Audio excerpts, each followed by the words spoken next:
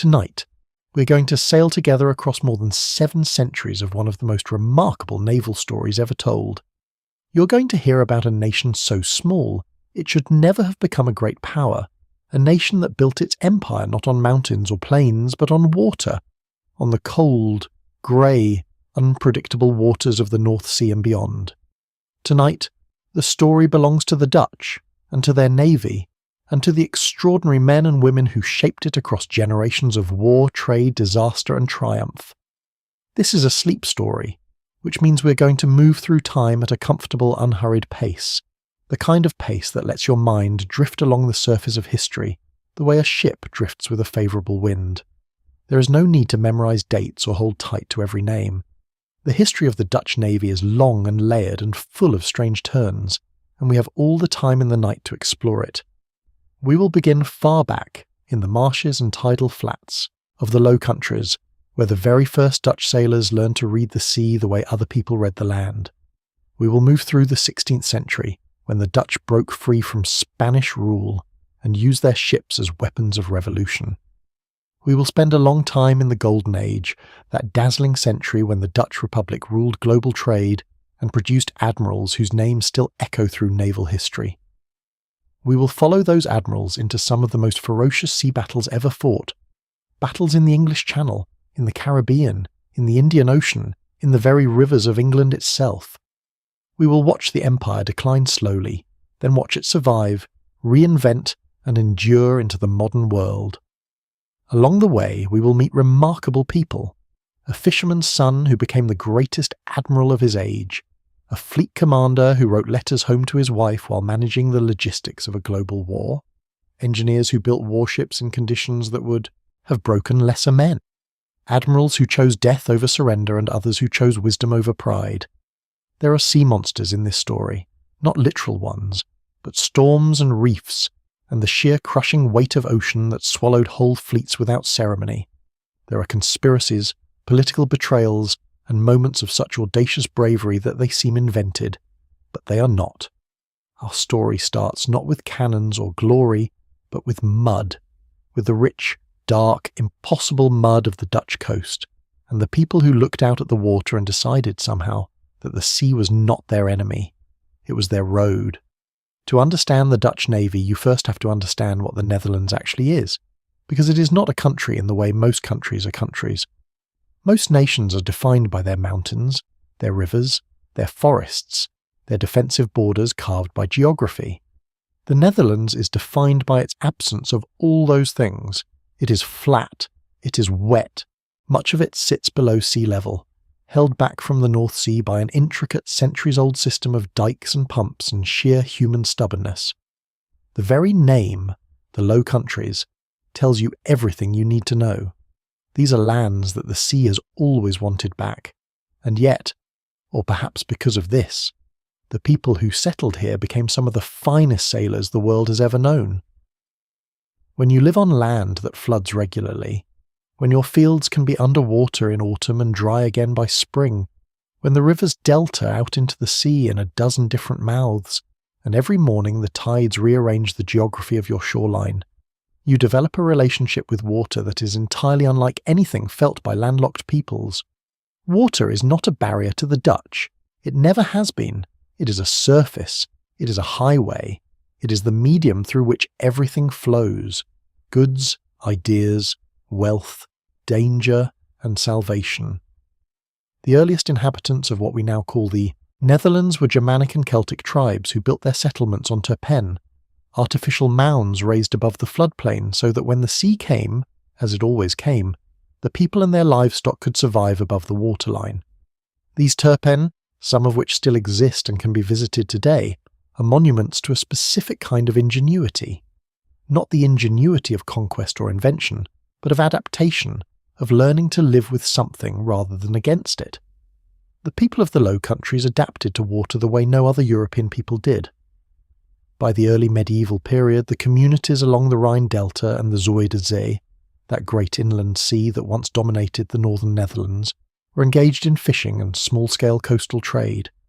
They built flat-bottomed boats perfectly suited to their shallow waters, vessels that could navigate the tidal flats and estuaries that would have stranded any deep-keeled Mediterranean ship. These were not warships. They were not built for glory. They were built for eels and herring, and the slow, practical work of moving goods from one muddy harbour to another. But they were the seeds of something extraordinary. The herring trade, in particular, deserves a long pause, because it was in many ways the economic engine that eventually powered the Dutch navy into existence. In the 14th century, Dutch fishermen made a discovery that sounds almost comically simple, but was, in its time, revolutionary.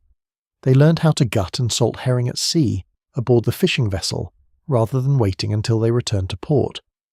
This meant they could stay out longer, catch more fish, and return with a product that could be transported and sold across all of northern Europe without spoiling. The Dutch boucher, the herring bus as it was called, became the workhorse of an industry that fed millions of people across the continent.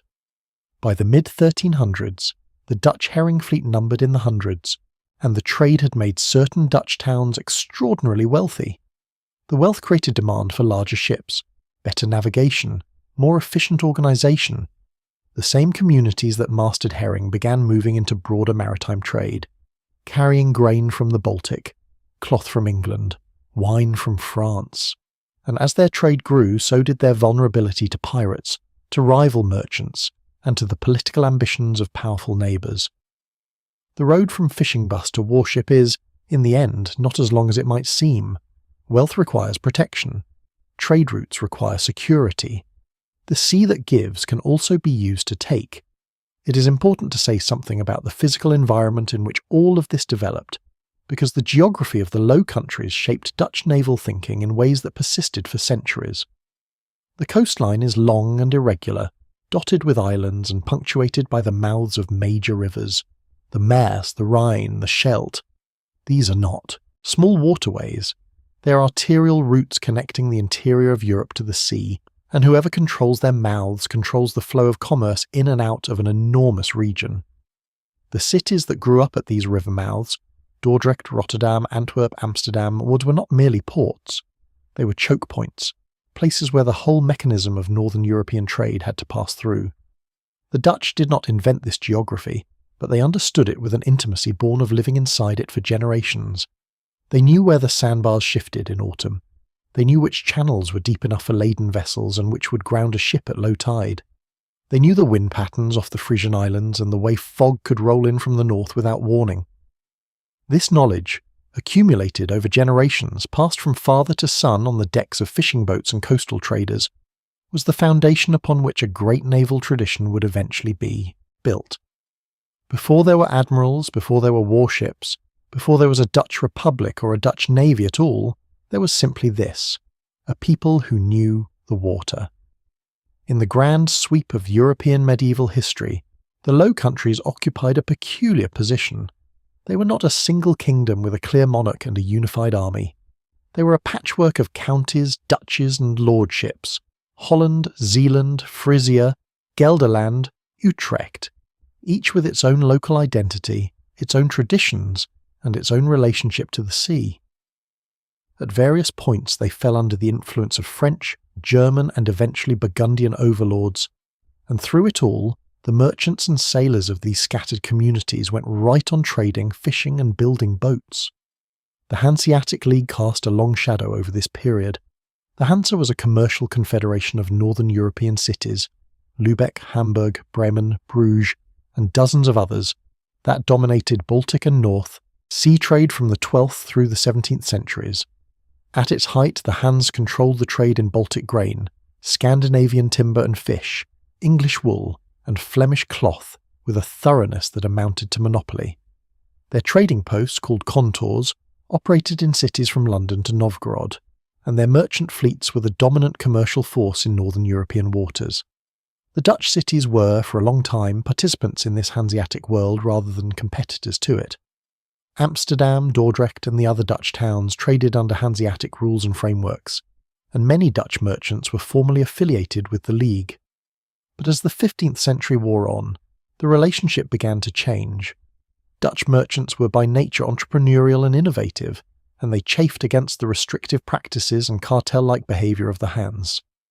They found ways to undercut Hanseatic prices, to open new routes, to trade in goods that the Hanse had, not fully monopolised, and they backed this commercial aggression with a willingness to fight when necessary.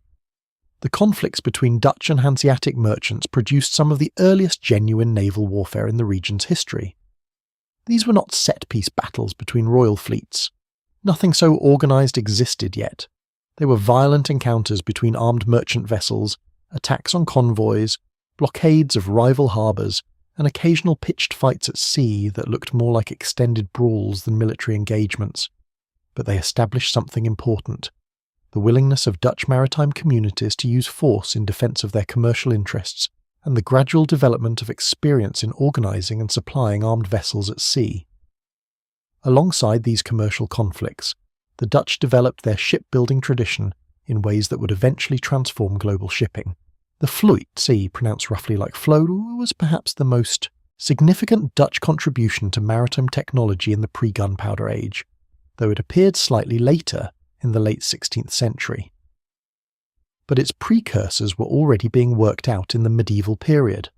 Flat-bottomed hulls that maximised cargo space, shallow drafts that allowed navigation in the treacherous coastal waters of the North Sea, and rigging designs that required smaller crews relative to their cargo capacity. The Dutch were, in essence, working out how to make ships cheaper to operate, which made their goods cheaper to sell, which made them competitive in markets where rivals with more expensive vessels could not follow. The city of Amsterdam deserves special mention here, because its rise from minor trading town to the commercial heart of a global empire is one of the most remarkable stories in European urban history. Founded on a dam in the Amstel River, hence the name, Amsterdam grew through the 14th and 15th centuries largely by being useful. It was a good port, well positioned to receive Baltic grain, and it developed a thriving beer brewing industry that made it a convenient provisioning stop for ships on long voyages. It attracted craftsmen, merchants, and refugees from more turbulent regions. It was not glamorous. It was not a capital or a religious centre or a seat of power. It was simply a place where things worked, where commerce flowed, and where a pragmatic, non-ideological approach to business made everyone a little richer. That pragmatism, the sense that ideology was less important than outcome, that the man who could deliver the goods was the man worth doing business with, regardless of his faith or his politics, would become one of the defining characteristics of Dutch civilization in its great age. And it was a quality that would shape the Dutch Navy just as it shaped Dutch commerce. The Navy would be, at its best, an intensely practical institution, oriented toward protecting trade and projecting power in service of economic interests rather than around abstract ideals of glory or dynastic prestige. But before there could be a Dutch Navy in any formal sense, there had to be a Dutch state, and the creation of that state was not a peaceful process. It was born from one of the longest, bloodiest, and most consequential wars in European history, a war that lasted 80 years, nearly destroyed the Low Countries, and ultimately transformed them into something the world had never quite seen before. To understand what came next, we need to understand the Spanish Empire and what it meant to live within its grasp. In 1516, a young Flemish-born king named Charles inherited a staggering collection of territories that would eventually be called the Spanish Empire. He became Charles I of Spain, and a few years later, Holy Roman Emperor Charles V. Among the many pieces of his inheritance were the Low Countries, all 17 provinces, the wealthy, sophisticated, commercially advanced collection of territories that included what we today call the Netherlands, Belgium, and Luxembourg. For the Dutch merchants and sailors who had spent generations building their trade networks, the arrival of Habsburg overlordship was initially manageable. Charles was, after all, a Flemish prince by birth.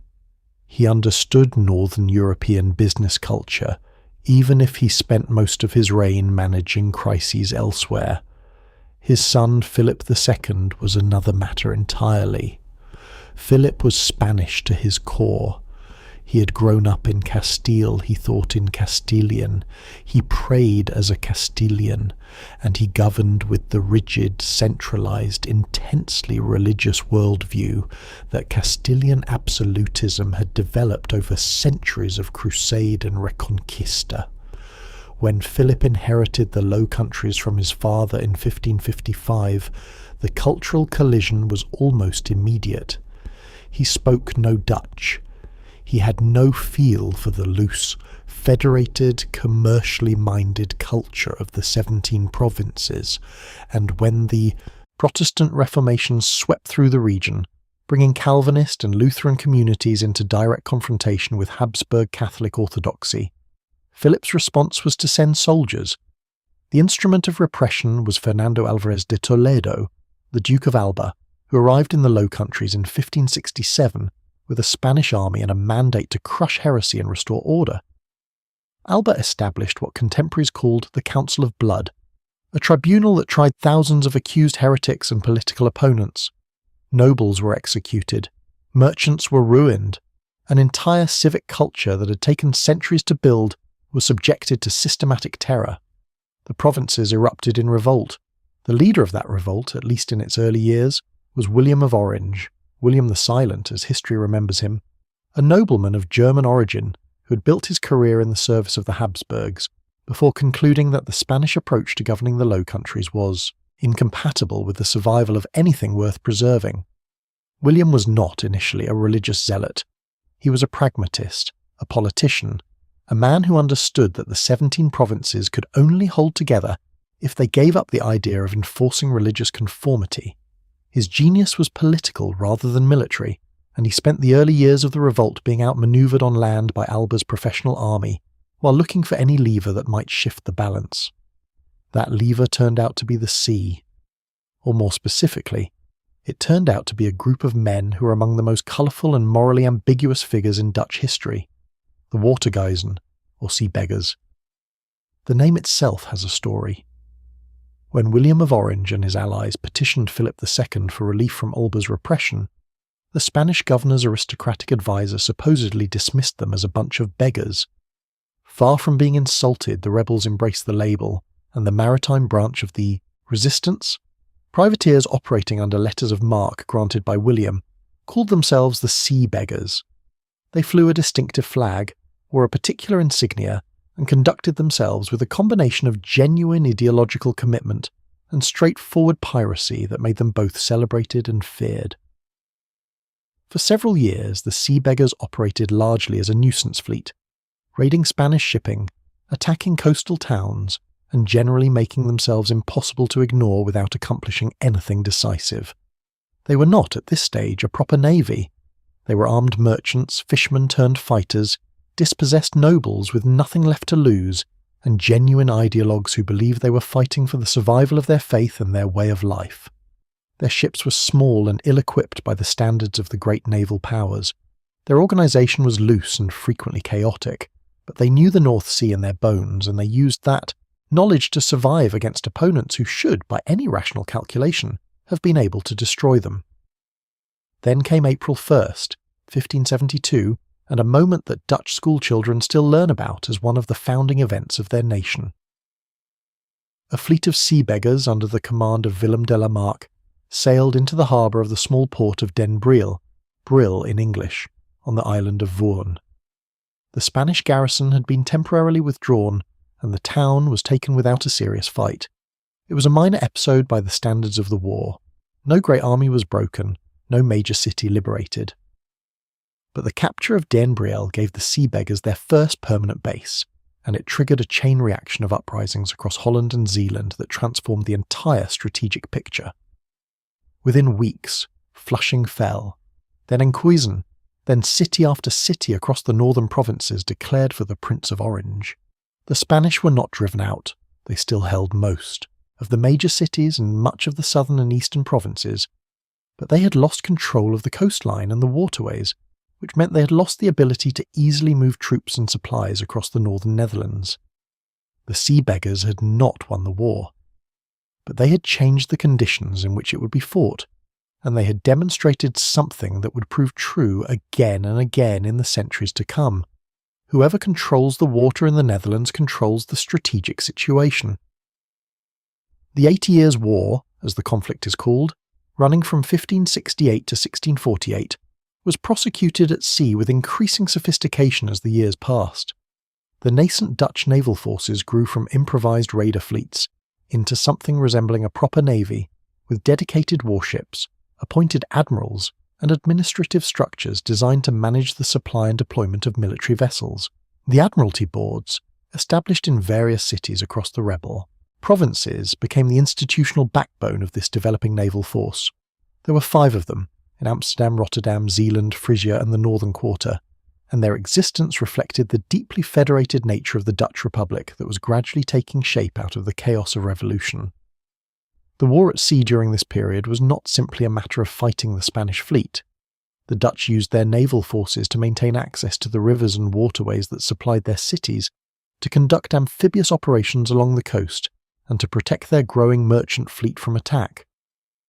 They also used the sea to project power at a distance, sending expeditions to disrupt Spanish commerce in the Atlantic and eventually in more distant waters. The Spanish could win battle after battle on land, as they repeatedly did, and still find themselves unable to suppress the revolt because they could not cut off the maritime lifeline that kept the northern provinces supplied, funded, and spiritually sustained. One of the most dramatic illustrations of this came during the Spanish siege of Leiden in 1574. The city had been surrounded for months, its population slowly starving as the Spanish besieging forces tightened their grip. The relief of Leiden seemed impossible by conventional means. The city was surrounded by land, and there was no road along which a relief column could march without being intercepted. The Dutch solution was characteristically watery. They breached their own dikes, deliberately flooding the countryside around Leiden to a depth sufficient for flat-bottomed vessels to navigate. A fleet of shallow-draft ships carrying food and soldiers sailed across what had recently been farmland, the water rising around them, the Spanish positions becoming isolated islands as the flood spread. The Spanish retreated. Leiden was saved. The relief of Leiden is remembered today as one of the founding myths of the Dutch nation, and it deserves its place in that mythology.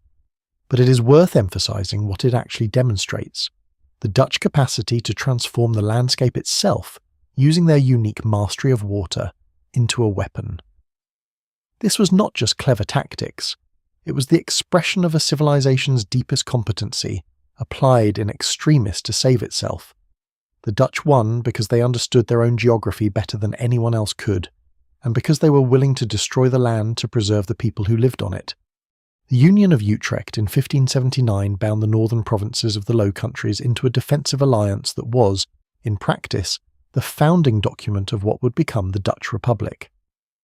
3 years later, in 1581, the Act of Abjuration formally renounced the sovereignty of Philip II over the northern provinces, a revolutionary document that articulated, perhaps for the first time in European political thought, the idea that a people had the right to depose a ruler who had failed in his duties to them.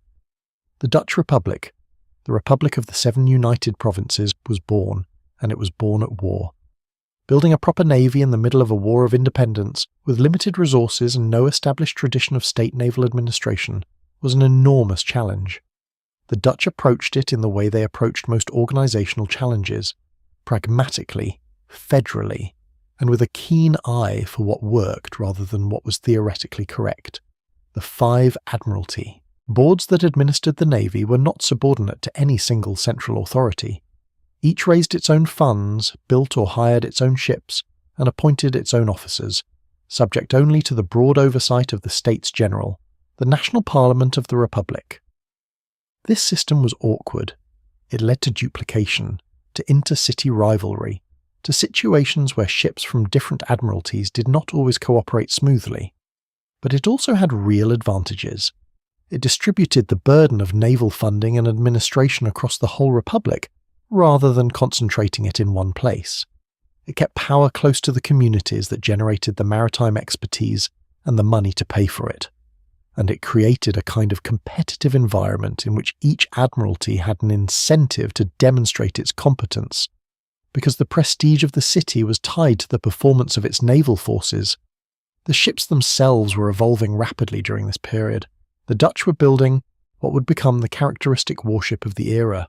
The Vloot, that extraordinarily economical merchant vessel, was complemented by larger and more heavily armed vessels designed specifically for warfare. Dutch shipwrights were among the finest in Europe, and the speed and quality of Dutch construction was renowned. The great Zaandam shipyards, north of Amsterdam, could turn out finished hulls at a rate that astonished foreign observers. Peter the Great of Russia would famously come here incognito in 1697 to learn the trade himself, working alongside Dutch carpenters in the yards as an ordinary labourer, a story we will return to in time. The funding of this growing naval force was itself a remarkable institutional innovation. The Dutch Republic developed a system of public finance, bonds, loans, and tax collection that was, for its time, extraordinarily sophisticated. The Amsterdam Exchange Bank, founded in 1609, provided a stable financial infrastructure that allowed the Republic to borrow money at interest rates significantly lower than those available to its rivals. The Spanish crown, for all its silver from the Americas, was perpetually bankrupt, defaulting on its debts with a regularity that made creditors despair. The Dutch Republic, by contrast, paid its debts reliably, and this reliability was the foundation of a financial credibility that allowed it to sustain military expenditure that its rivals could not match on a pound-for-pound basis. The war against Spain continued even as the Republic built its institutions and expanded its trade. The critical turning point came in the 1580s and 1590s, when the Dutch moved beyond purely defensive naval operations to conducting offensive campaigns against Spanish interests in the wider world.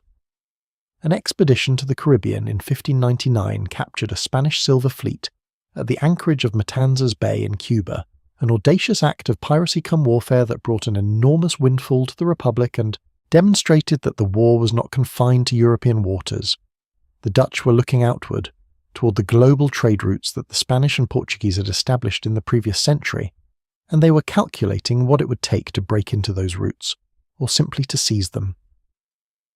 The man who most clearly articulated this vision was Jan Huygen van Linschoten, a Dutch merchant who had spent years in Portuguese service, and returned home with detailed knowledge of the sea routes to the East Indies, knowledge that the Portuguese had kept jealously secret for decades.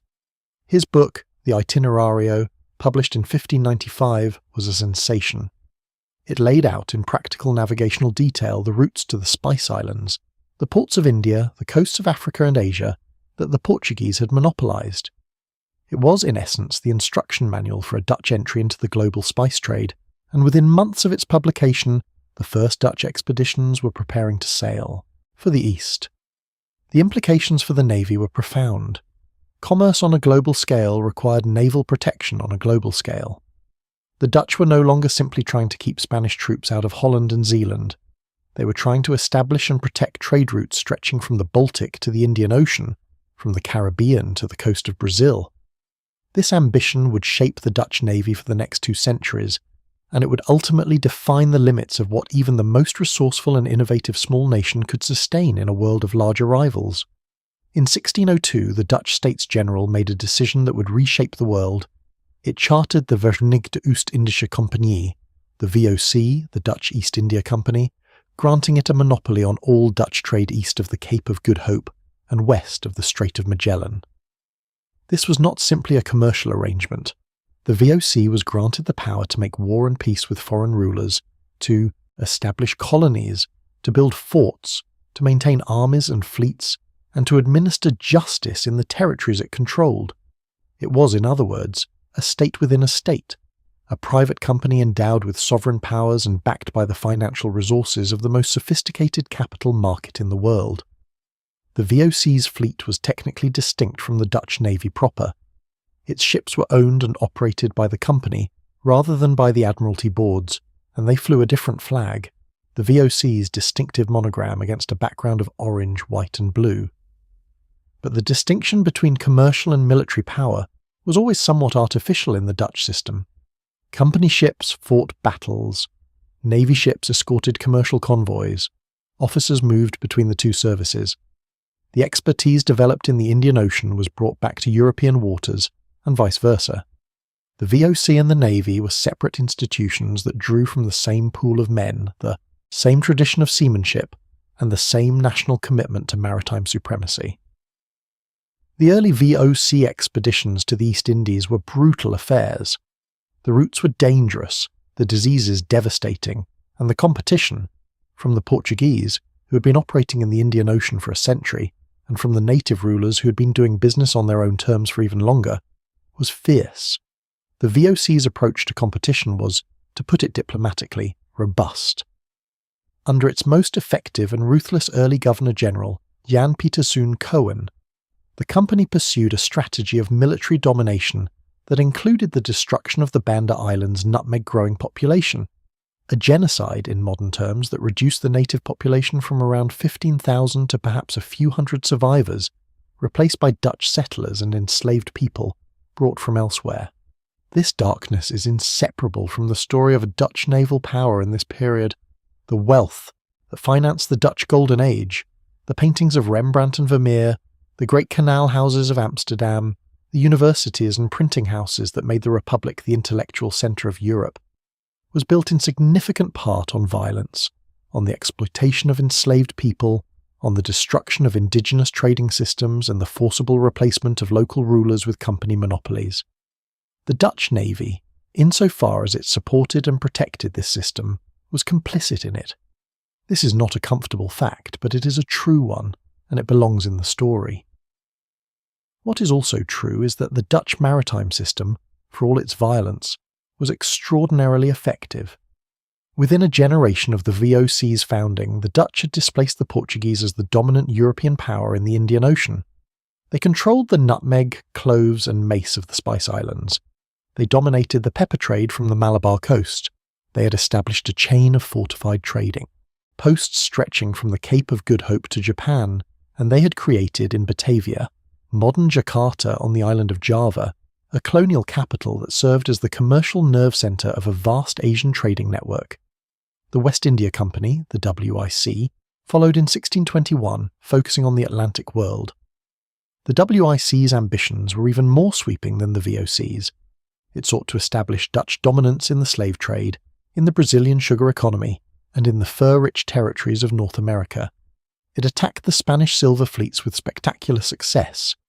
Piet Hein's capture of an entire Spanish silver fleet in 1628 was one of the greatest single acts of naval privateering in history, bringing an almost incomprehensible amount of silver back to Amsterdam and making Hein a national hero.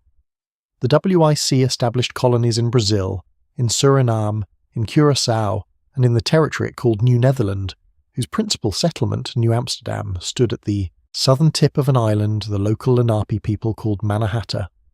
New Amsterdam lasted only a few decades as a Dutch possession, before the English took it in 1664 and renamed it New York.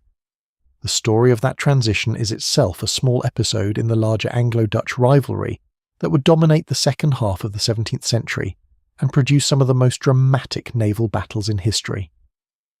But before we reach those battles, we need to spend some time with the men who would fight them, the admirals of the Dutch Golden Age, whose careers represent the highest flowering of the Dutch naval tradition. The admirals of this period were, for the most part, men of relatively humble origin, who had risen through practical experience rather than social connection. The Dutch Republic was not a society where birth guaranteed rank, not in the navy at least. A man who could navigate and fight and inspire his crews could rise to command a fleet regardless of whether his grandfather had been a nobleman. This meritocratic tendency, imperfect, as all such systems are but real, produced an officer corps of unusual quality, men who knew their ships from the keel up and who had earned the loyalty of their crews through demonstrated competence rather than inherited authority. Among these men, the greatest generation was beginning to emerge as the 1630s and 1640s advanced. Martin Tromp, Witte de With, Johan Evertsen, Cornelis Tromp. These were the figures who would carry Dutch naval power to its highest expression, in a series of conflicts that would shake the maritime order of Europe to its foundations. And above all of them, at least in the estimation of history, there would stand one man, Michiel de Ruyter, the son of a rope maker from Flushing, who would become the greatest admiral the Dutch ever produced. But his story belongs to a later chapter. First, we need to understand the Golden Age at sea, the period of Dutch naval supremacy that preceded the great Anglo-Dutch Wars. The Dutch Golden Age is usually dated from roughly 1588, the year the Spanish Armada was destroyed by storms and English guns, to around 1672, the year the Republic nearly collapsed under simultaneous attack from France, England, and 2 German states. These 8 decades were the period in which the Dutch Republic was, by most measures, the leading commercial and naval power in the world. Its merchant fleet was larger than those of England, France, and Spain combined. Its banks financed wars and projects across the continent. Its artists produced work that still hangs in every major museum on Earth. And its navy, modest in comparison to what England would eventually build, but extremely good for its size, kept the sea lanes open and the trade flowing. Martin Harpert Zoon Tromp was the first of the great Dutch admirals to achieve international recognition, born in 1598 in Brielle, the very port where the sea beggars had made their first landfall more than 2 decades earlier. Tromp went to sea as a child and was captured by Barbary pirates at the age of 9, spending several years in North Africa before managing to escape or be ransomed. This early experience of danger and hardship forged a character of extraordinary resilience, and Tromp rose through the Dutch naval ranks with a combination of courage and tactical intelligence that made him the most respected fleet commander of his generation. In 1639, Tromp achieved what many historians consider his greatest victory, the Battle of the Downs, fought not in Dutch waters, but in the English Channel, within sight of the English coast. A large Spanish fleet, estimates range from 60 to perhaps 75 ships, was sheltering in the roadstead of the Downs, a patch of water off the southeast coast of England, waiting for an opportunity to proceed to the Spanish Netherlands with troops and supplies. The English, officially neutral, were in no hurry to resolve the situation. Tromp arrived with a Dutch fleet, and in a battle that lasted several days, essentially destroyed the Spanish force. Spanish losses were catastrophic. Possibly as many as 50 ships sunk, captured, or driven ashore. The Dutch lost very few vessels. It was a demonstration of Dutch naval supremacy so overwhelming that it shocked even those who had expected the Dutch to win. The Battle of the Downs was significant not just as a military victory, but as a political statement. It demonstrated that the Dutch Republic could project naval power anywhere in northern European waters, including in areas ostensibly under English sovereign authority. The English were not amused, and the episode contributed to the growing tensions between the 2 Protestant maritime powers that would eventually boil over into the first of the Anglo-Dutch Wars. But before those wars, Dutch naval power was deployed in a variety of other theatres. The conflict with Portugal, which had regained its independence from Spain in 1640, was prosecuted in the Indian Ocean and the South Atlantic, as the 2 powers contested dominance over the spice trade and the Brazilian sugar economy. The Dutch Navy fought a series of engagements off the coasts of Africa, India and Ceylon, modern Sri Lanka, that are largely forgotten today but were in their time strategically significant. Dutch forces seized Malacca from the Portuguese in 1641, controlling the critical strait through which virtually all trade between the Indian Ocean and the South China Sea had to pass. In domestic European waters, the Dutch Navy was also engaged in the complex geopolitics of the Baltic Sea, the Grain Sea as contemporaries called it, because control of Baltic grain exports was essential to feeding the populations of Western Europe. The Dutch dominated the Sound tolls trade, the flow of shipping through the narrow strait between Denmark and Sweden that was the only access to the Baltic from the Atlantic, and they were not above using naval force to protect their interests in the region. When Denmark attempted to tighten its grip on Sound tolls in ways that threatened Dutch commercial interests, the Republic responded with diplomatic pressure backed by naval demonstrations, the classic combination of soft and hard power that the Dutch practiced with great sophistication. The tactical doctrine of the Dutch Navy in this period was still evolving. Naval warfare in the early 17th century was in transition between the old boarding and melee style of fighting and the new line of battle tactics that would eventually dominate European naval combat for the next 2 centuries. The Dutch were innovative tacticians who contributed significantly to this transition, though they were also constrained by the federated structure of their naval command, which made the kind of tight, centrally coordinated formations that line tactics required difficult to maintain in practice. The Dutch ship design philosophy also shaped their tactical options. Dutch warships tended to be somewhat smaller and lighter than their English and later French counterparts, because Dutch harbours and coastal waters were shallow and very large ships would have grounded before they could get to sea. This meant Dutch fleets sometimes faced larger individual vessels, though they compensated with superior numbers, seamanship, and the sheer weight of experience that their officers brought to battle. The Dutch sailor of the Golden Age was likely the most experienced seaman in the world, a man who might have made multiple voyages to the East Indies before serving in the Navy, who understood weather and tide and current in his body as much as in his mind. This experience base was enormous, where an English or French naval officer might have spent his career in the relatively contained waters of the Channel and the Atlantic approaches. A Dutch officer of equivalent rank might have navigated the Indian Ocean, rounded the Cape of Good Hope in both directions, fought pirates off the Barbary coast, escorted convoys across the North Sea in winter, and surveyed the coasts of Brazil, all before the age of 40. The accumulated practical knowledge in the Dutch Naval Officer Corps was extraordinary, and it showed in battle. The sailors who served under these officers came from every corner of the maritime world. Dutch ships were notably cosmopolitan in their crews. English, Scots, Scandinavians, and men from the German states served alongside Dutch nationals, and the Navy made no particular effort to exclude them, so long as they could do the work. This openness to foreign talent was another expression of the Dutch Republic's pragmatic culture, and it was a strategic advantage. The Dutch could draw from a wider labour pool than their more nationally exclusive rivals, and in an age when disease killed more sailors than battles, access to a large and diverse pool of maritime labour was essential to maintaining fleet strength. The friction between England and the Dutch Republic had been building for decades before it finally ignited into open war in 1652.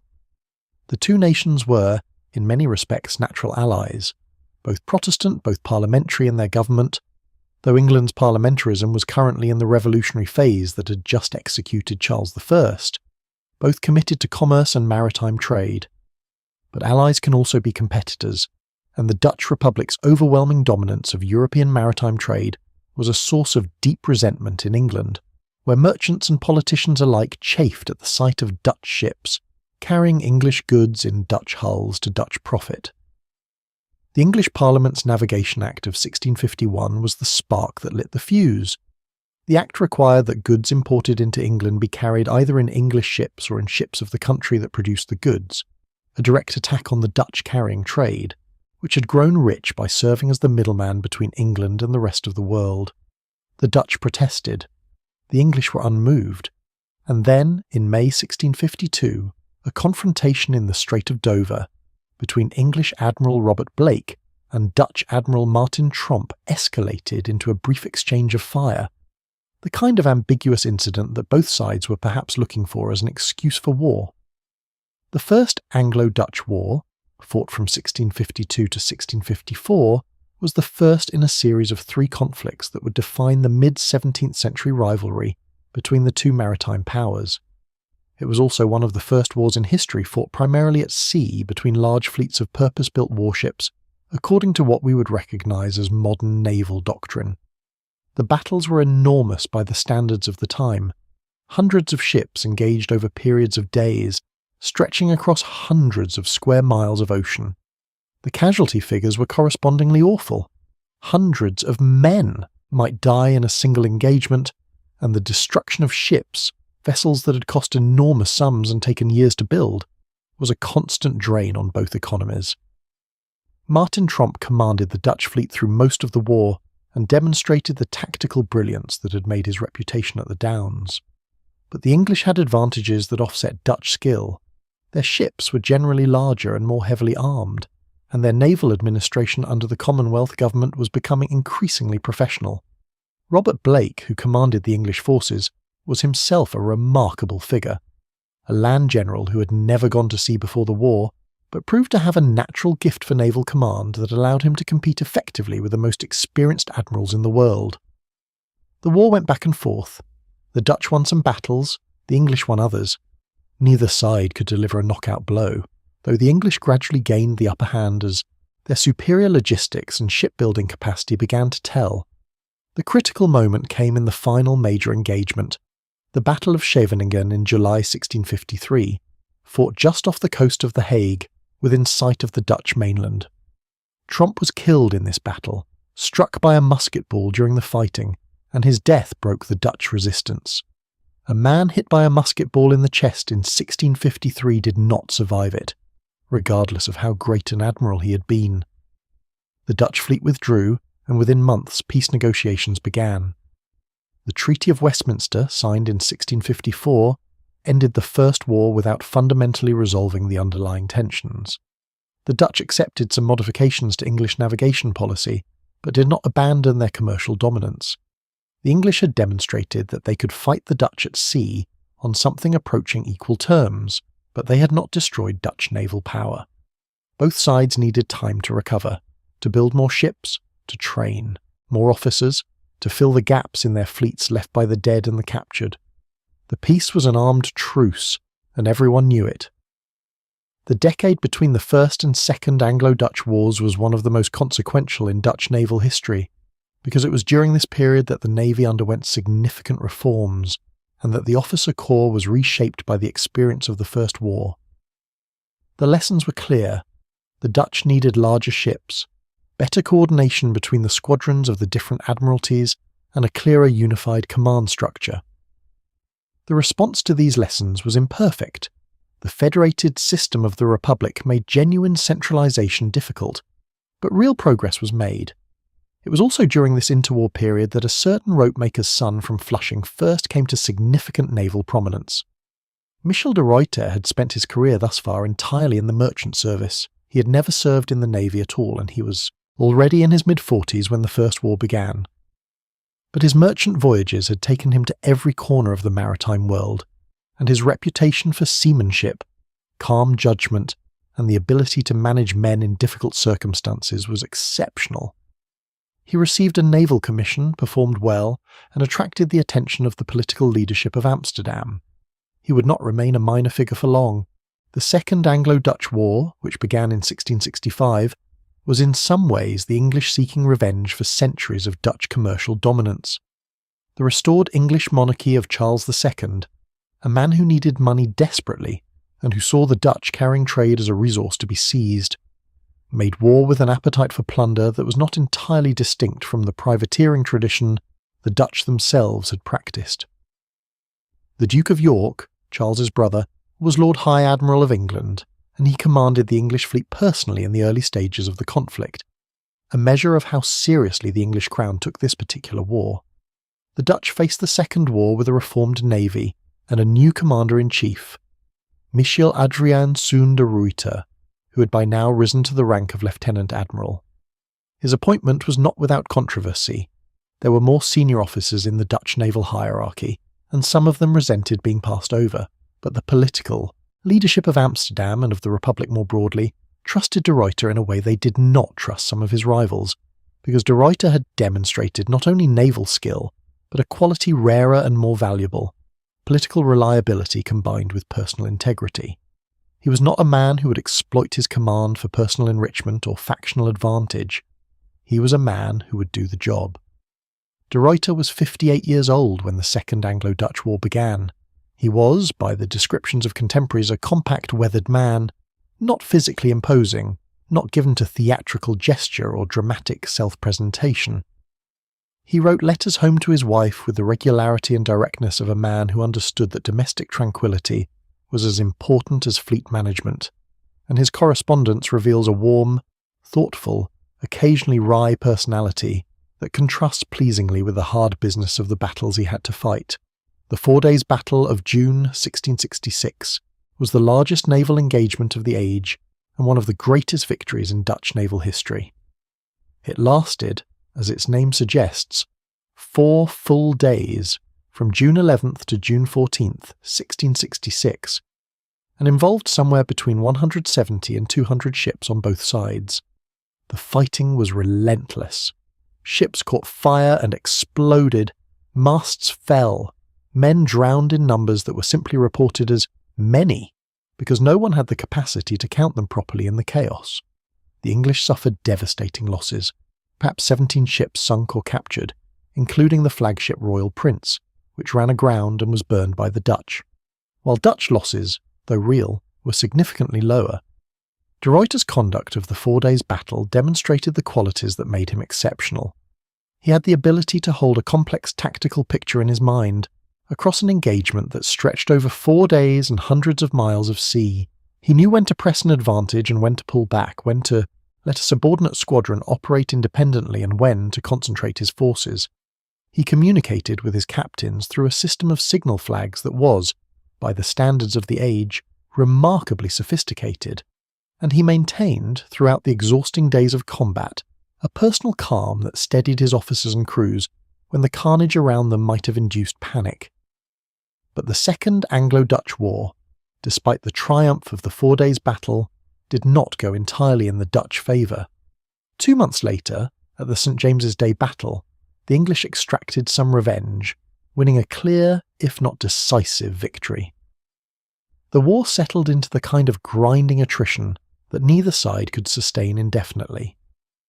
England was also dealing with the catastrophic Great Plague of 1665 and the Great Fire of London in 1666, disasters that consumed English attention and resources just when the war was demanding them most urgently. Both sides were approaching the limits of their capacity.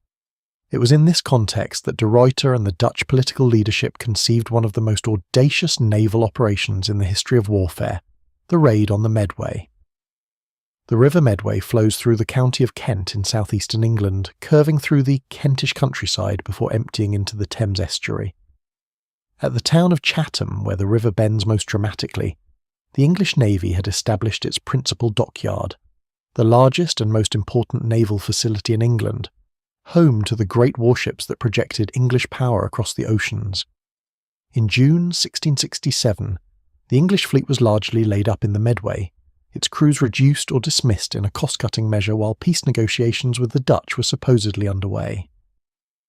The great chain that normally stretched across the river to block access was in place, and there were shore batteries and ancillary defences covering the approaches.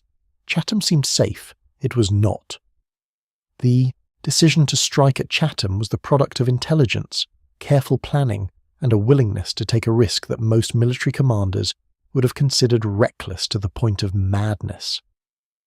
The Dutch had been receiving intelligence from English informants about the condition of the English defences, the state of the Medway's fortifications, the positions of the laid-up ships, the weaknesses in the defensive chain. The Dutch councillor Johan de Witt, the Republic's grand pensionary and its most powerful political figure, personally contributed to the planning. De Ruyter commanded the operation. On June 9th, 1667, a Dutch fleet under Vice Admiral Willem van Ghent entered the Thames estuary and began probing the defences at the Medway's mouth. On June 12th, a smaller, lighter squadron penetrated further, breaking through the defensive chain with relative ease, the heavy iron links giving way to determined Dutch seamanship and some preparatory fire from the raiding ships. The shore batteries fired. The Dutch ships took hits, but they kept coming. What followed was 2 days of extraordinary destruction and humiliation for England. The Dutch burned several English warships at their moorings, including the Royal Oak and the Loyal London. They captured the Royal Charles, the flagship of the English fleet, one of the largest and most powerful warships afloat, and towed it back to the Netherlands as a prize. The Royal Charles, which had recently carried King Charles II back to England at the Restoration, was now Dutch property, displayed in Hellevoetsluis as a trophy. Pieces of the ship's carved stern decoration can still be seen in the Rijksmuseum in Amsterdam today, a carved reminder of the day the Dutch sailed up an English river and broke the English fleet in its own harbour. The panic in London was real and extended. Samuel Pepys, diarist and naval administrator, recorded the chaos and fear of those days in his diary with a candour that reveals just how seriously the English took the raid. Families burying their valuables, ships scuttled to block the Thames, wild rumours of a Dutch landing on the English coast. The English Navy had been humiliated in a way that had no precedent in living memory, and the political consequences were swift. The peace negotiations that had been proceeding slowly suddenly accelerated dramatically, and the resulting Treaty of Breda gave the Dutch much of what they wanted. The raid on the Medway stands, even by modern standards, as one of the most brilliantly executed naval operations in history. It required precise intelligence, careful planning, the coordination of a complex multi-phase operation in enemy waters, and the execution of that operation against active resistance by men who knew they were deep in hostile territory with limited margin for error. De Ruyter managed all of this with a professionalism and a sang-froid that seems almost supernatural in retrospect. He was 60 years old, operating in a river he had studied from maps rather than personal experience, and he delivered a victory so complete that it ended a war and humiliated the most powerful maritime nation in Europe. For the Dutch, the raid was a moment of supreme national pride. De Ruyter returned to Amsterdam a hero, celebrated with a fervour that the Republic rarely extended to its military commanders. The Dutch were, characteristically, somewhat suspicious of military glory, preferring commercial success to martial achievement. But de Ruyter had earned something that went beyond military acclaim. He had validated the entire Dutch project, the idea that a small, commercially oriented republic could, through superior organisation, intelligence, and seamanship, outperform larger and more obviously powerful states at the supreme test of naval warfare. The irony was that the Medway raid, for all its brilliance, marked the high point of Dutch naval power rather than the beginning of a new era of dominance. The forces that were closing in on the Republic from multiple directions were not things that could be defeated at sea, however skillfully. France, under Louis XIV, was building the largest army in Europe and preparing to use it. England, chastened by Medway but not destroyed, was rearming and rebuilding. The Dutch Republic's golden moment was passing, and the decade that followed would test its resilience as nothing before had done. In 1672, the Dutch Republic faced the worst crisis in its history. The year is remembered in the Netherlands as the Rampjaar, the disaster year, and the name does not exaggerate. On land, Louis XIV of France marched an army of approximately 120,000 men across the Rhine and into the Dutch Republic with a speed and violence that shattered the Dutch defence almost immediately. 3 of the 7 provinces fell in weeks. The French armies advanced to within striking distance of Amsterdam. Utrecht capitulated, and the Republic seemed on the verge of complete collapse. At the same moment, England declared war again, the Third Anglo-Dutch War, attacking from the sea while France attacked by land, and 2 German states, the Prince-Bishops of Münster and Cologne, piled on from the east. It was in these apocalyptic circumstances that Michiel de Ruyter performed what may have been his finest service to the Dutch Republic. The English fleet, allied with the French, was attempting to land an English army on the Dutch coast to complete the land assault. De Ruyter's task was to prevent this landing, to hold the sea against a combined Anglo-French fleet that outnumbered and outgunned him. He could not attack. He could not drive the Allies away. He could only manoeuvre between them and the Dutch coastline, using the shallow coastal waters that English deep-keeled warships could not easily navigate, and fight defensive battles that prevented the landing from taking place. In a series of engagements, Solbay in 1672, the 2 battles of Schooneveld in 1673, and the Battle of Texel in 1673, de Ruyter achieved this seemingly impossible objective. He did not win decisive victories in the conventional sense. He did not destroy the Anglo-French fleet or capture enemy admirals, but he prevented the landing, kept the English at bay, and bought the Republic the time it needed to mobilise its resources and its allies. The flooded polders that had saved Leiden a century earlier were put to work again. The Dutch deliberately flooded their own countryside to create defensive water barriers that stopped the French advance on Amsterdam. The political consequences within the Republic were violent. Grand Pensionary Johan de Witt, who had been the dominant figure of Dutch politics for 20 years, and who bore political responsibility for the inadequate land defences that had allowed the French breakthrough, was torn apart by a mob in The Hague in August 1672, lynched, along with his brother Cornelis, in an act of popular fury that shocked Europe. William III of Orange, the young prince who had been sidelined during de Witt's ascendancy, was elevated to the position of stadholder and effectively given emergency powers to manage the crisis. William III was a very different kind of Dutch leader, more dynastic, more military, more comfortable with European great power politics, and his rise to dominance would reshape Dutch history in ways that his contemporaries could not yet foresee. De Ruyter navigated these political upheavals with characteristic stoicism. He had worked with de Witt, and he transferred his loyalty to William III without apparent resentment or difficulty. His job was to command the fleet, and he commanded it. Under William III's direction, the Republic began to fight back. The French were pushed back, not quickly and not without enormous cost, as the Republic cobbled together a coalition of European powers alarmed by Louis XIV's aggression. The war dragged on until 1678, ending with the Treaty of Nijmegen, which left the Republic battered but intact. De Ruyter himself did not live to see the final peace.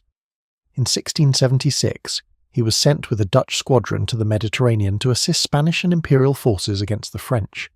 The decision to send the Republic's greatest admiral to a secondary theatre, in support of allies who were themselves not especially committed or capable, reflected the complex diplomatic pressures that the post-Rampier Republic operated under. At the Battle of Syracuse in April 1676, de Ruyter was struck by a cannonball that shattered his leg. He died of his wounds 5 days later, aboard his flagship in the harbour of Syracuse. He was 69 years old. The news of de Ruyter's death was received in the Netherlands with something approaching national grief. His body was brought home and given a state funeral in Amsterdam, an extraordinary honour for a man of his origins, a ropemaker's son who had risen to become the symbol of Dutch naval greatness. He was buried in the Nieuwe Kerk in Amsterdam, in a magnificent marble tomb that can still be visited today. On the tomb, an allegorical figure of the sea reclines at his feet, the sea that made him, that he mastered, and that ultimately in its way claimed him. With de Ruyter's death, something irreplaceable went out of the Dutch Navy. There would be other good admirals, other competent commanders, but there would not be another de Ruyter, not simply because of his tactical genius, but because he embodied, in a unique and unrepeatable way, the convergence of the merchant tradition and the naval tradition that had made Dutch seamanship exceptional. He was simultaneously a man of the sea in the deepest practical sense, and a commander of strategic vision, and the combination was not reproduced in the generation that followed him. The final decades of the 17th century and the first decades of the 18th were not kind to the Dutch Republic or its navy. The Rampier had been survived, but surviving was not the same as thriving. The Republic had accumulated enormous debts fighting the wars of Louis XIV, and the cost of maintaining both a navy and a large army, something the Republic had not historically needed to do, was straining its finances in ways that the elegant Amsterdam banking system could not indefinitely absorb. The political ascendancy of William III brought a reorientation of Dutch foreign policy that had profound implications for the navy. William's obsession was resistance to French hegemony, and he pursued this goal with a single-mindedness that sometimes sat uneasily with the more commercially focused priorities of the Amsterdam merchant oligarchs, who had traditionally dominated the Republic. When William was invited to become King of England in 1688, the Glorious Revolution that replaced the Catholic James II with the Protestant William and his wife Mary, the Dutch Republic and England entered into a deep personal union that fundamentally altered the naval balance of Northern Europe. The Anglo-Dutch alliance meant that the two nations that had fought 3 bloody naval wars in 40 years were now fighting together, primarily against France. Dutch and English fleets operated in coordination, and the French naval challenge was eventually beaten back in a series of engagements that are remembered primarily as English victories, but in which Dutch squadrons played a significant supporting role. The Battle of Barfleur-la-Hougue in 1692 effectively ended the French attempt to restore James II to the English throne, and with it the prospect of a French-aligned Anglo-Dutch rivalry resuming. The sea lanes were secured, but security came at a price. Dutch naval power, stretched across the obligations of the Anglo-Dutch alliance, the ongoing demands of the East and West Indian empires, and the European strategic situation was increasingly strained. The Republic simply did not have the population to sustain the scale of naval activity it was conducting. England's population was significantly larger, and it was growing faster. As England invested in its navy, building ever larger and more powerful ships, developing its administrative and logistical capabilities, the relative balance was shifting. The English navy of the early 18th century was becoming something the Dutch could not match in scale, even if they could sometimes match it in quality. The War of the Spanish Succession, fought from 1701 to 1714, was the last major conflict in which Dutch naval forces played a significant European role. Dutch squadrons participated in the great Allied naval operations of this war. the capture of Gibraltar in 1704, the assault on Toulon in 1707, the operations in the Spanish waters that prevented the French from fully consolidating their position in the former Spanish Empire. But the dominant naval power in these operations was increasingly England, and the Dutch were operating as the junior partner in a maritime alliance rather than as the leading naval force they had been in de Ruyter's time. After the War of the Spanish Succession, the Dutch Navy entered a period of relative inactivity and gradual decline. This was not entirely the Navy's fault. The Republic itself was changing, aging, some historians would say, becoming more conservative, more focused on preserving the wealth it had accumulated than on pursuing the aggressive commercial expansion of the Golden Age. The merchant oligarchs who governed Amsterdam and the other cities were increasingly defensive, their attention fixed on maintaining existing advantages rather than creating new ones. The dynamic, adventurous quality that had characterized the Republic in its great century was giving way to a kind of comfortable complacency. The Navy reflected this change. Ships were built less frequently. Naval officers became a more closed hereditary caste, their positions secured by family connection rather than demonstrated merit.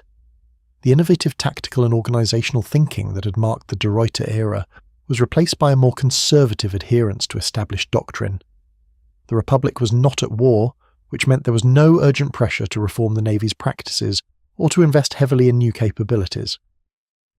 And the cost of maintaining a large standing fleet in peacetime was, in the minds of the Republic's merchant governing class, an extravagance that could not be justified when there were no immediate threats. This complacency would prove costly when the Republic's international environment began to shift dramatically in the second half of the 18th century.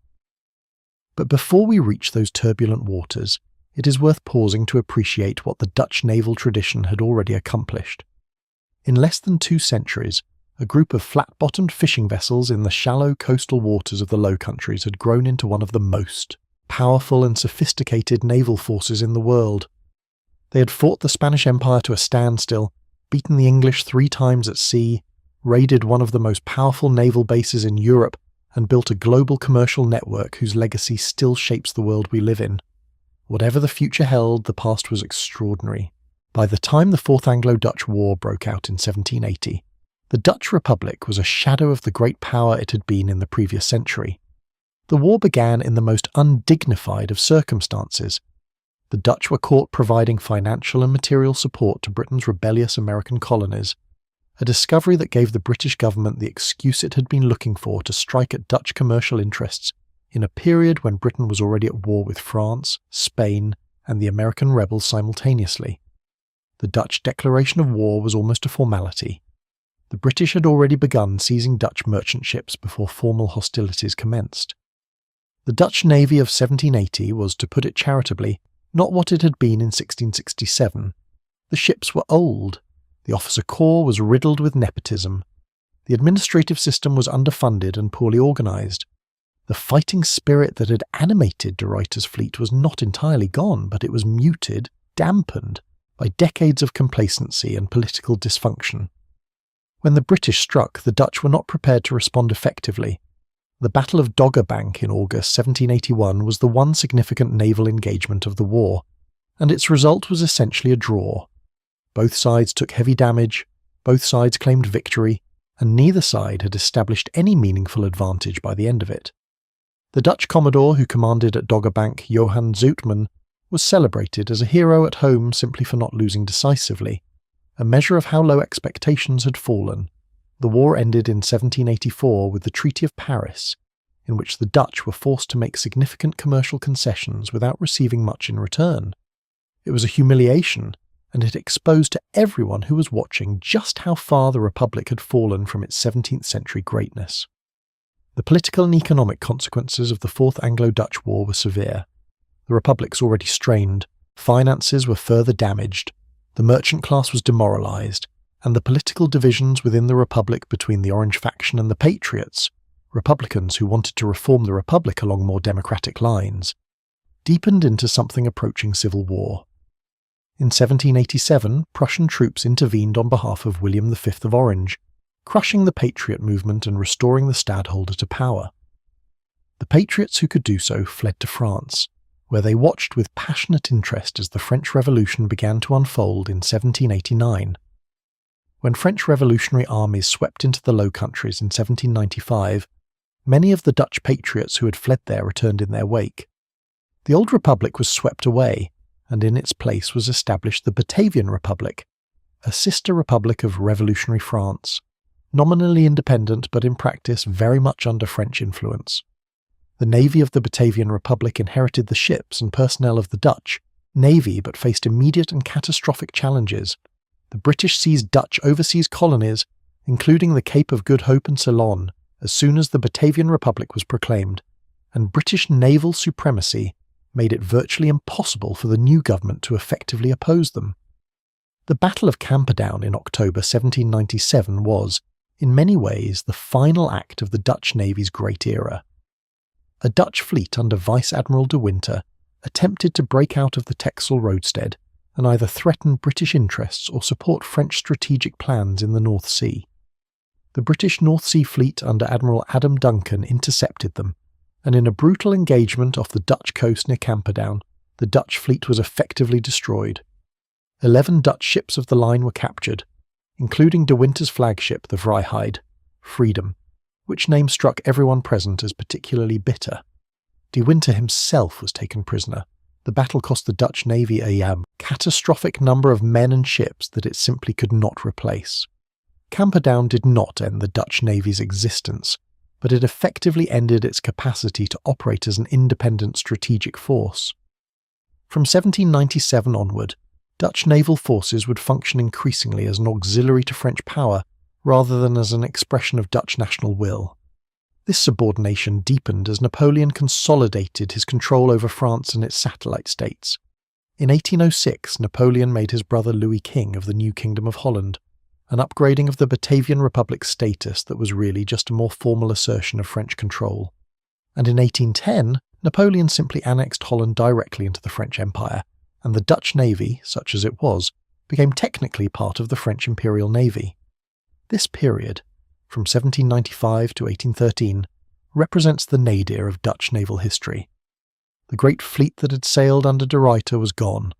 The organisational structures of the Admiralty boards had been dissolved and replaced with French administrative models. Officers who had served their whole careers under the Dutch flag were now nominally serving the Emperor.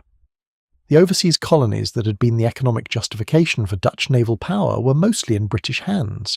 The traditions, the institutional memory, the accumulated expertise of generations, all of this survived, in fragments, in the minds of the men who had lived through it, but the institutional framework that had housed and transmitted it was shattered. Napoleon's empire collapsed between 1812 and 1814, and with it the French control of the Netherlands. William I, son of the last stadtholder, returned from exile and accepted the crown of the newly created Kingdom of the Netherlands in 1813. A constitutional monarchy rather than the old republic, but Dutch nonetheless. Among the enormous tasks of national reconstruction that faced the new government was the rebuilding of a naval force from near nothing. The British, as part of the peace settlement that ended the Napoleonic Wars, returned most of the Dutch overseas colonies, with some significant exceptions. The Cape of Good Hope and Ceylon, those strategically vital way stations on the route to the East Indies, were retained by Britain. This was a severe blow to Dutch commercial and strategic interests, because those two places had been the pillars of the Dutch Indian Ocean strategy for 2 centuries. The Dutch East Indies, the islands of Java, Sumatra and the broader Indonesian archipelago, remained Dutch, but the route to them was now controlled by British bases. The Dutch Navy of the early 19th century was rebuilt, painfully and slowly, from the remnants of what had survived the French period.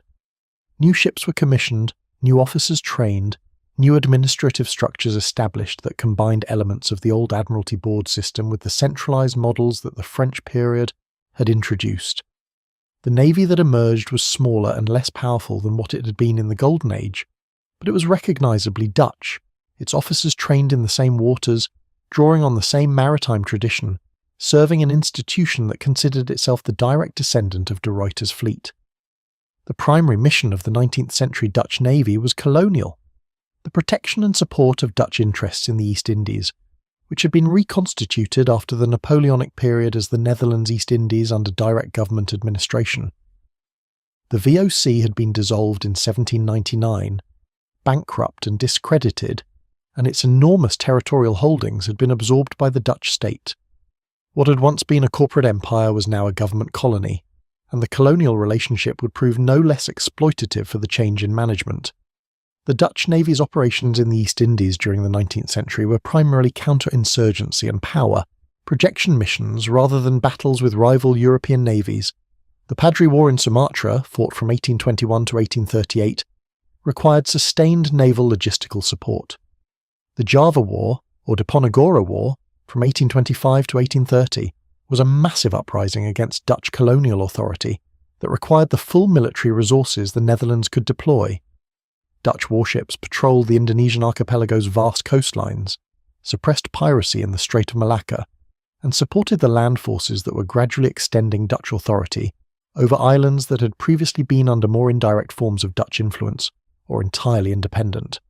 The Aceh War, which began in 1873 and dragged on in various forms for decades, was the most costly and humiliating colonial conflict the Netherlands faced in the 19th century. Aceh, at the northern tip of Sumatra, was the last major independent sultanate in the Indonesian archipelago, and its strategic position at the entrance to the Strait of Malacca gave it a significance that neither the Dutch nor the British were willing to ignore. The Dutch invasion of 1873 was a disaster. The commanding general was killed in the fighting, and the initial force was driven back with significant losses. The subsequent campaign to subdue Aceh consumed Dutch military and naval resources for the better part of 30 years, and never achieved the decisive victory that Dutch military planners had anticipated. The naval aspects of the Aceh War illustrated both the capabilities and the limitations of the Dutch Navy in the late 19th century. Dutch warships were modern by the standards of the region, steam-powered, well-armed, capable of operating along the coasts and rivers of Sumatra with a flexibility that would have impressed their predecessors. But the Dutch colonial navy was stretched thin across an enormous archipelago, and Aceh's geography, rugged coastal terrain, mangrove swamps, river systems that allowed guerrilla forces to move and resupply without exposing themselves to naval firepower, neutralized many of the advantages that naval superiority provided. The late 19th century also saw the Dutch Navy engage in the global naval arms race that was reshaping naval power across the world. Ironclad warships, steam propulsion, and the development of rifled naval guns were transforming sea warfare as completely as any previous technological revolution.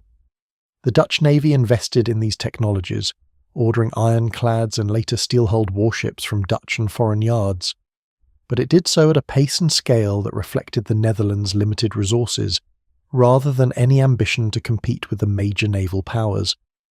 By the 1880s and 1890s, the British, French, German, American, and even Japanese navies were all building warships on a scale that the Dutch simply could not match.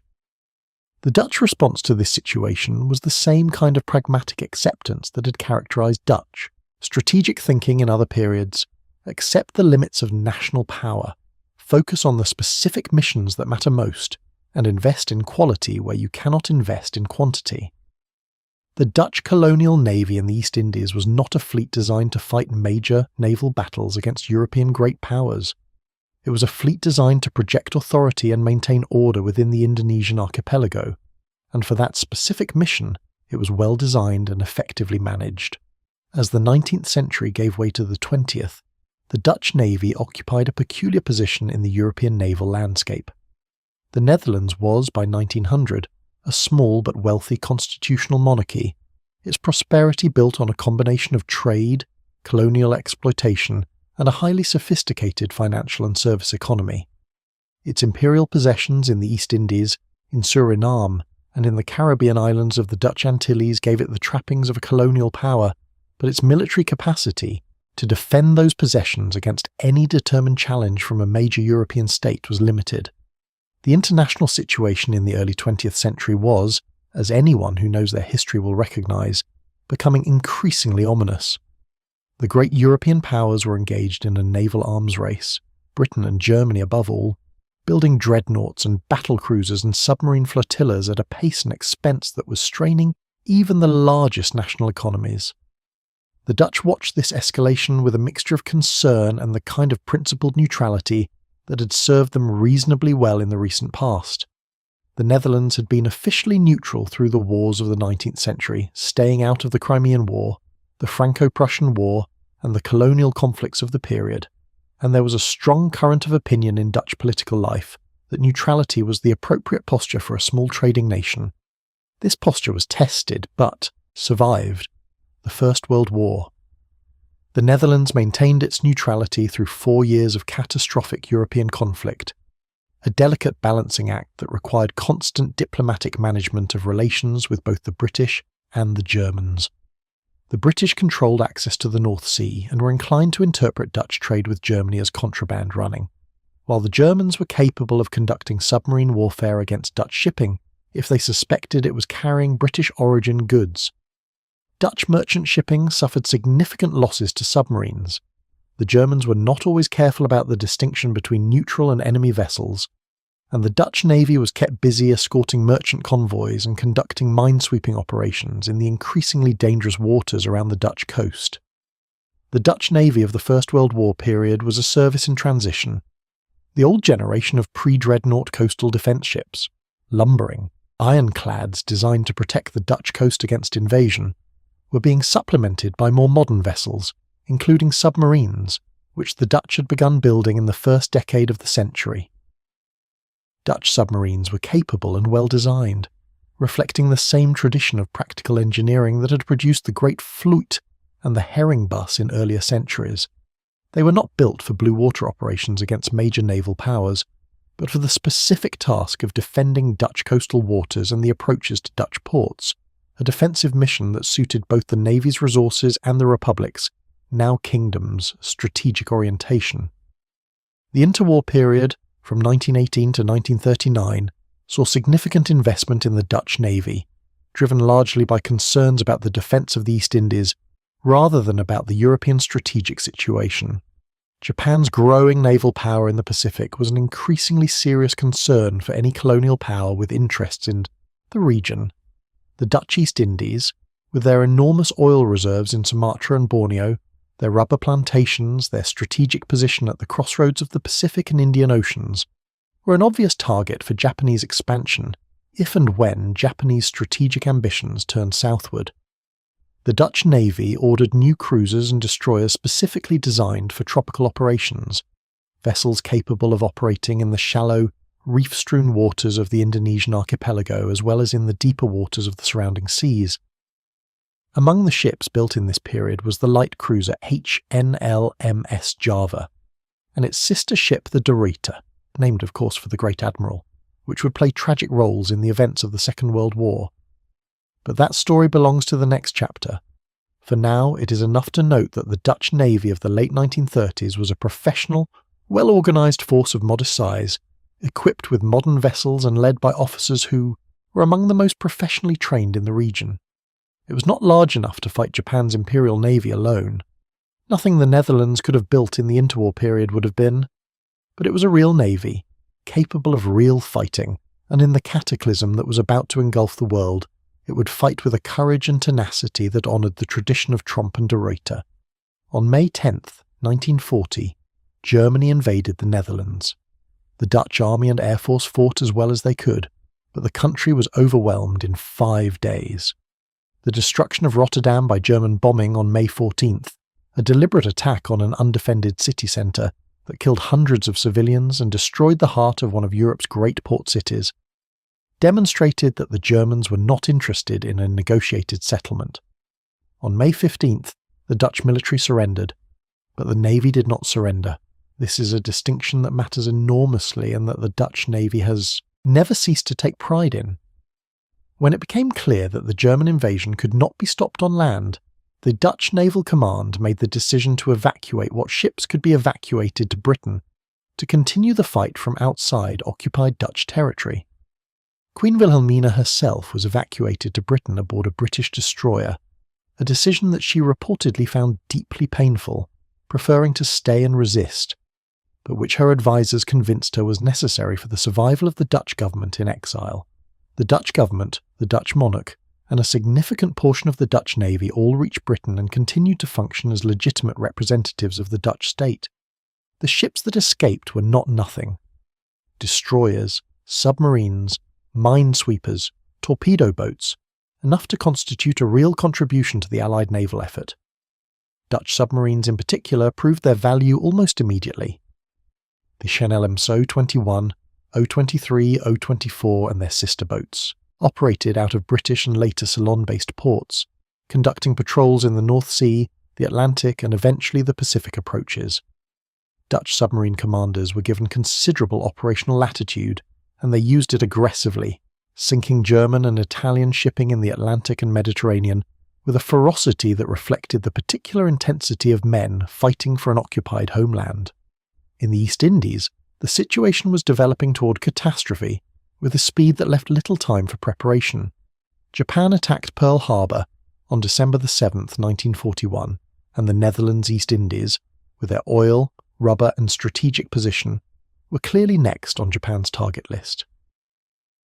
The Dutch colonial authorities declared war on Japan immediately after Pearl Harbor, and the naval forces in the region began preparing for the inevitable Japanese assault. The Battle of the Java Sea, fought on February 27, 1942, was one of the most dramatic and tragic engagements in the entire Pacific War. A combined Allied striking force, Dutch, American, British and Australian ships under the command of Dutch Rear Admiral Karel Doorman, intercepted a Japanese invasion convoy heading for Java. Doorman knew that his force was outgunned and that the Japanese had air support he could not match. He knew in all likelihood that he was leading his ships to their deaths. He attacked anyway, because the alternative was to allow the Japanese to land unopposed on Java and complete the conquest of the Dutch East Indies without a fight. The battle lasted 8 hours and was devastating for the Allied force. 2 Dutch cruisers, the De Ruyter and the Java, were sunk by Japanese long-lance torpedoes late in the evening. Admiral Doorman went down with the De Ruyter, refusing to abandon his flagship. The Java was sunk minutes later. Of the Allied force that had entered the battle, only 4 destroyers escaped, and they were caught and sunk in the Sunda Strait the following night. The sacrifice of Doorman's force did not stop the Japanese invasion of Java, which proceeded successfully over the following weeks. But it was not meaningless. The battle imposed a delay on the Japanese timetable and demonstrated to the Japanese and to the watching world that the Dutch Navy would fight to the last rather than capitulate. The name of Karel Doorman, a quiet professional officer who had spent his career in the unremarkable routine of peacetime naval service and who found, at the end, a heroism he had never sought, became a symbol of Dutch resistance during the occupation years. In the Netherlands, his memory sustained a generation of people living under German occupation. You can still find ships named after him in the Royal Netherlands Navy today. The Dutch submarine force continued to operate throughout the war, transitioning to Allied command structures while maintaining a distinctive Dutch identity. Dutch submariners served in the South, Atlantic, the Indian Ocean, and the Pacific, accumulating a combat record that stood comparison with any Allied submarine force. Dutch destroyers participated in the Atlantic convoy battles, the North Sea operations, and eventually the Normandy landings of June 1944, Dutch warships present at the liberation of Western Europe from the very beginning of the Allied return to the continent. The liberation of the Netherlands itself came in stages through the autumn of 1944 and the spring of 1945. The southern provinces were liberated in September 1944, but the northern and western Netherlands, including Amsterdam, Rotterdam and The Hague, remained under German occupation through the terrible hunger winter of 1944 to 1945, when food supplies were deliberately cut off by the Germans and thousands of Dutch civilians died of starvation. The Dutch Navy participated in the relief operations that followed liberation in May 1945, bringing food and supplies to a population that had been driven to the edge of survival. It was not the most glamorous mission. It was exactly the kind of practical, life-saving work that the Dutch naval tradition, at its best, was built for. The end of the Second World War did not bring peace for the Dutch Navy. Even as the Netherlands was struggling to rebuild from the devastation of German occupation, the Dutch East Indies, occupied by Japan since 1942, were in the process of a revolution that would transform them from a Dutch colony into an independent nation. On August 17, 1945, just 2 days after Japan's surrender, Indonesian nationalist leaders Sukarno and Muhammad Hatta proclaimed the independence of the Republic of Indonesia. For the Dutch, this was not a proclamation they were prepared to accept. The Netherlands East Indies had been the cornerstone of Dutch imperial power and a significant contribution to Dutch economic life for 3.5 centuries. The idea that this empire would simply be surrendered to nationalist leaders who had collaborated with the Japanese during the occupation, regardless of how those leaders characterized that collaboration, was politically and emotionally unacceptable to much of the Dutch establishment. What followed was a conflict that the Dutch called police actions, a careful euphemism for what was, in fact, a colonial war aimed at re-establishing Dutch authority over the archipelago. The Dutch Navy played a central role in these operations, transporting troops to Java and Sumatra, conducting blockades, and providing fire support for land operations. The naval operations required the same combination of coastal and riverine capability that had defined Dutch naval power in the archipelago for centuries, the ability to operate in shallow, reef-strewn tropical waters with precision and persistence. The first police action, in 1947, achieved significant military gains, but international pressure, particularly from the United States and the newly formed United Nations, forced the Dutch to halt operations before they had achieved their objectives. The second police action, in 1948 to 1949, was similarly constrained by international pressure. The Americans, who were providing Marshall Plan aid to rebuild the Dutch economy, made clear that continued military action in Indonesia was incompatible with American support.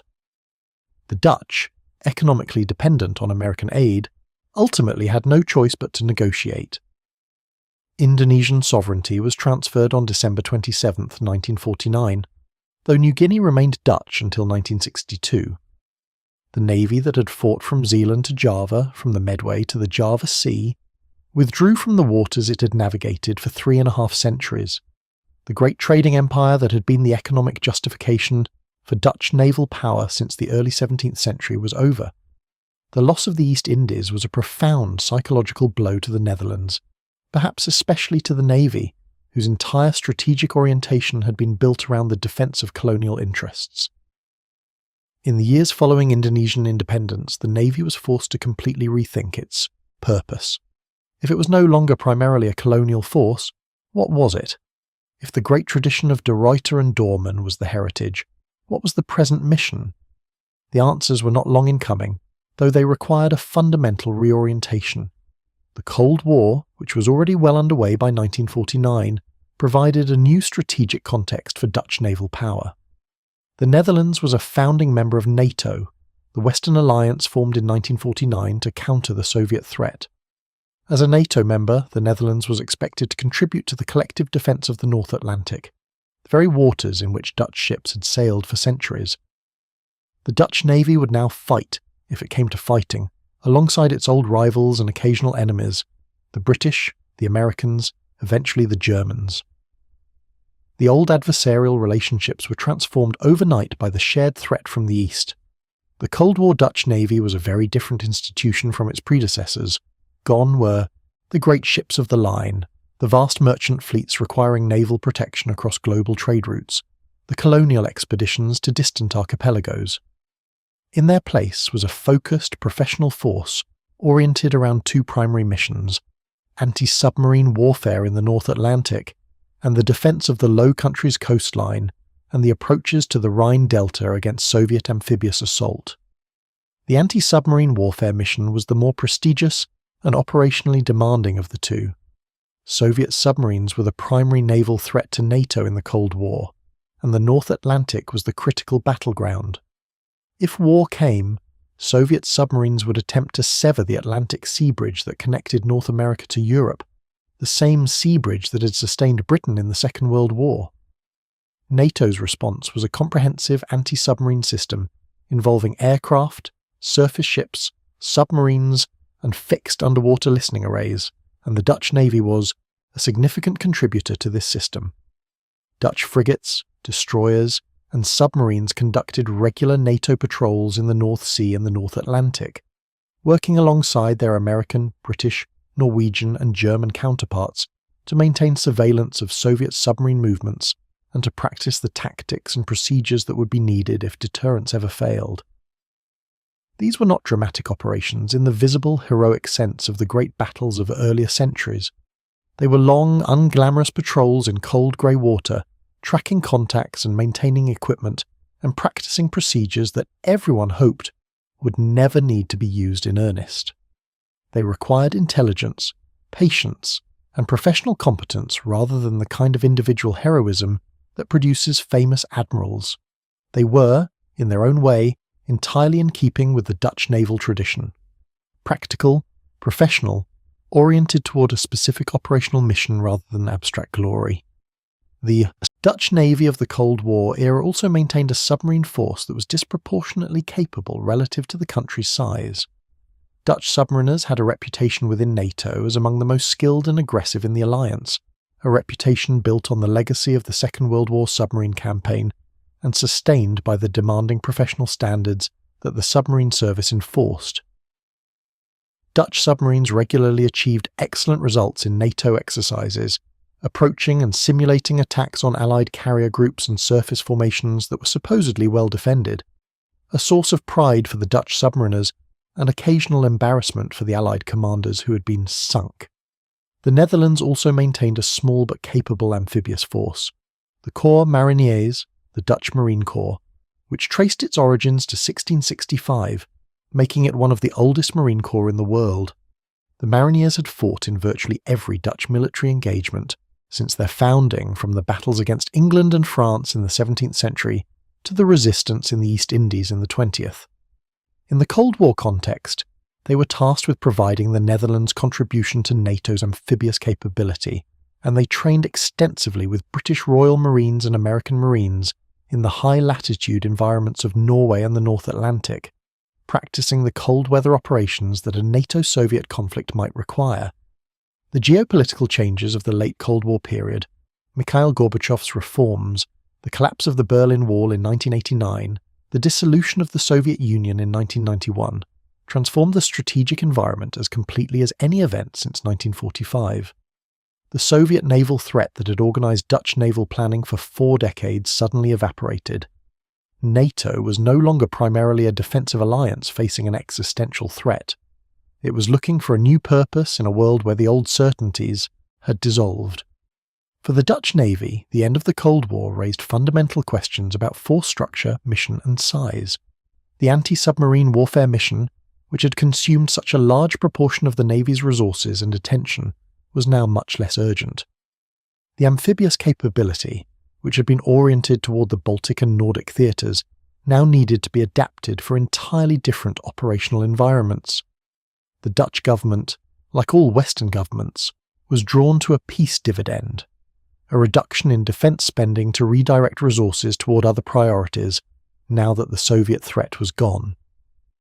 The Dutch Navy responded to these pressures with characteristic pragmatism. It reduced its force structure. Some ships were retired, some programs were cancelled, but it maintained the core capabilities that gave it relevance in the post-Cold War international environment. And that environment, as it turned out, was not the peaceful one that optimists had predicted in 1991. The wars in Yugoslavia, the crisis in Somalia, the Gulf War, the interventions in Afghanistan and Iraq, the 1990s and 2000s produced a steady demand for military forces capable of power projection, peacekeeping, and a range of missions that had not been central to Cold War planning. The Gulf War of 1990 to 1991 was the first major test of the post-Cold War Royal Netherlands Navy. Dutch ships participated in the coalition naval forces that enforced the UN embargo against Iraq and that supported the military coalition that eventually expelled Iraqi forces from Kuwait. Dutch frigates operated in the Persian Gulf, waters far from the North Sea and the North Atlantic that had been the Navy's Cold War backyard, conducting maritime interception operations and contributing to the multinational force with a professionalism that reflected well on the Dutch naval tradition.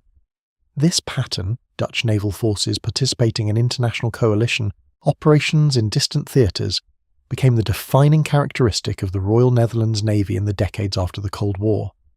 Dutch ships were deployed to the Adriatic during the Yugoslav Wars, to support the NATO and UN operations that eventually ended the fighting in Bosnia and Kosovo. Dutch submarines participated in NATO operations in the Mediterranean. Dutch frigates contributed to the international counter-terrorism effort in the waters off Somalia and the Horn of Africa, confronting modern piracy in waters where the VOC had once maintained its trading empire. The humanitarian dimension of naval operations also became more prominent in this period. The Royal Netherlands Navy participated in disaster relief operations, supporting the response to natural disasters in the Caribbean, where the Dutch Antilles Islands gave the Netherlands a permanent presence and a standing obligation to assist in regional emergencies. Dutch amphibious ships proved useful for delivering relief supplies and personnel in situations where port infrastructure had been damaged or destroyed, a capability that combined military hardware with humanitarian purpose in a way that reflected Dutch values. The Corps Mariniers, the Dutch Marine Corps, deployed to some of the most demanding operational environments of the post-Cold War era. Dutch Marines served in Bosnia, in Afghanistan, in Iraq, and in various other theatres, conducting the kind of small unit operations, reconnaissance, direct action, advising local forces, that had become the staple of Western military engagement in the early 21st century. The Mariniers maintained their reputation for professional excellence, and their deployments gave them operational experience that helped keep their skills and doctrine current in a rapidly changing military environment. Technologically, the modern Royal Netherlands Navy has maintained its tradition of innovation and quality. The De Zeven Provinciën class of air, defence and command frigates, named for the 7 provinces of the old Dutch Republic, are among the most capable surface combatants in the world in their class, equipped with phased array radar systems and long-range surface-to-air missiles that make them valuable for area air defence not just of Dutch forces, but of Allied formations operating nearby. These ships are genuinely multi-mission platforms, capable of anti-submarine warfare, surface warfare, air defence, and command and control functions that make them useful across the full spectrum of naval operations.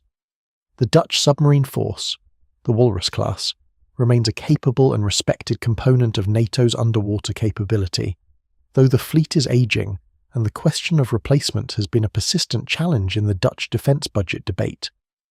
Dutch submariners continue to participate in NATO exercises and operations, maintaining the reputation for excellence in undersea warfare that has characterised the service since the Second World War. The integration of cyber and information operations into naval warfare has presented both challenges and opportunities for the Royal Netherlands Navy, as for all modern navies. The Netherlands has developed sophisticated capabilities in the cyber domain.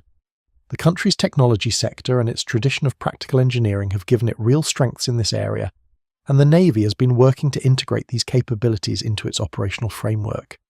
In a world where the control of information is as important as the control of sea lanes, the Dutch Navy's investments in this domain reflect an understanding that the definition of naval power is continuing to evolve. Climate change presents perhaps the most distinctly Dutch challenge for the modern Navy. The Netherlands, more than almost any other country in the world, is directly vulnerable to the effects of rising sea levels. The country that has spent centuries fighting back the sea now faces the prospect of a sea that is rising faster than any previous generation has had to manage. The Dutch Navy has a role in national flood defence planning and the country's investment in water management technology, which is, in its own way, the direct descendant of the medieval turpen builders and the engineers who flooded the polders to save Leiden, remains among the most sophisticated in the world. The sea that made the Dutch great is the same sea that poses the most profound long-term challenge to the Dutch way of life. Throughout our long journey through the history of the Dutch Navy, we have followed the great currents of history: wars, empires, admirals, battles.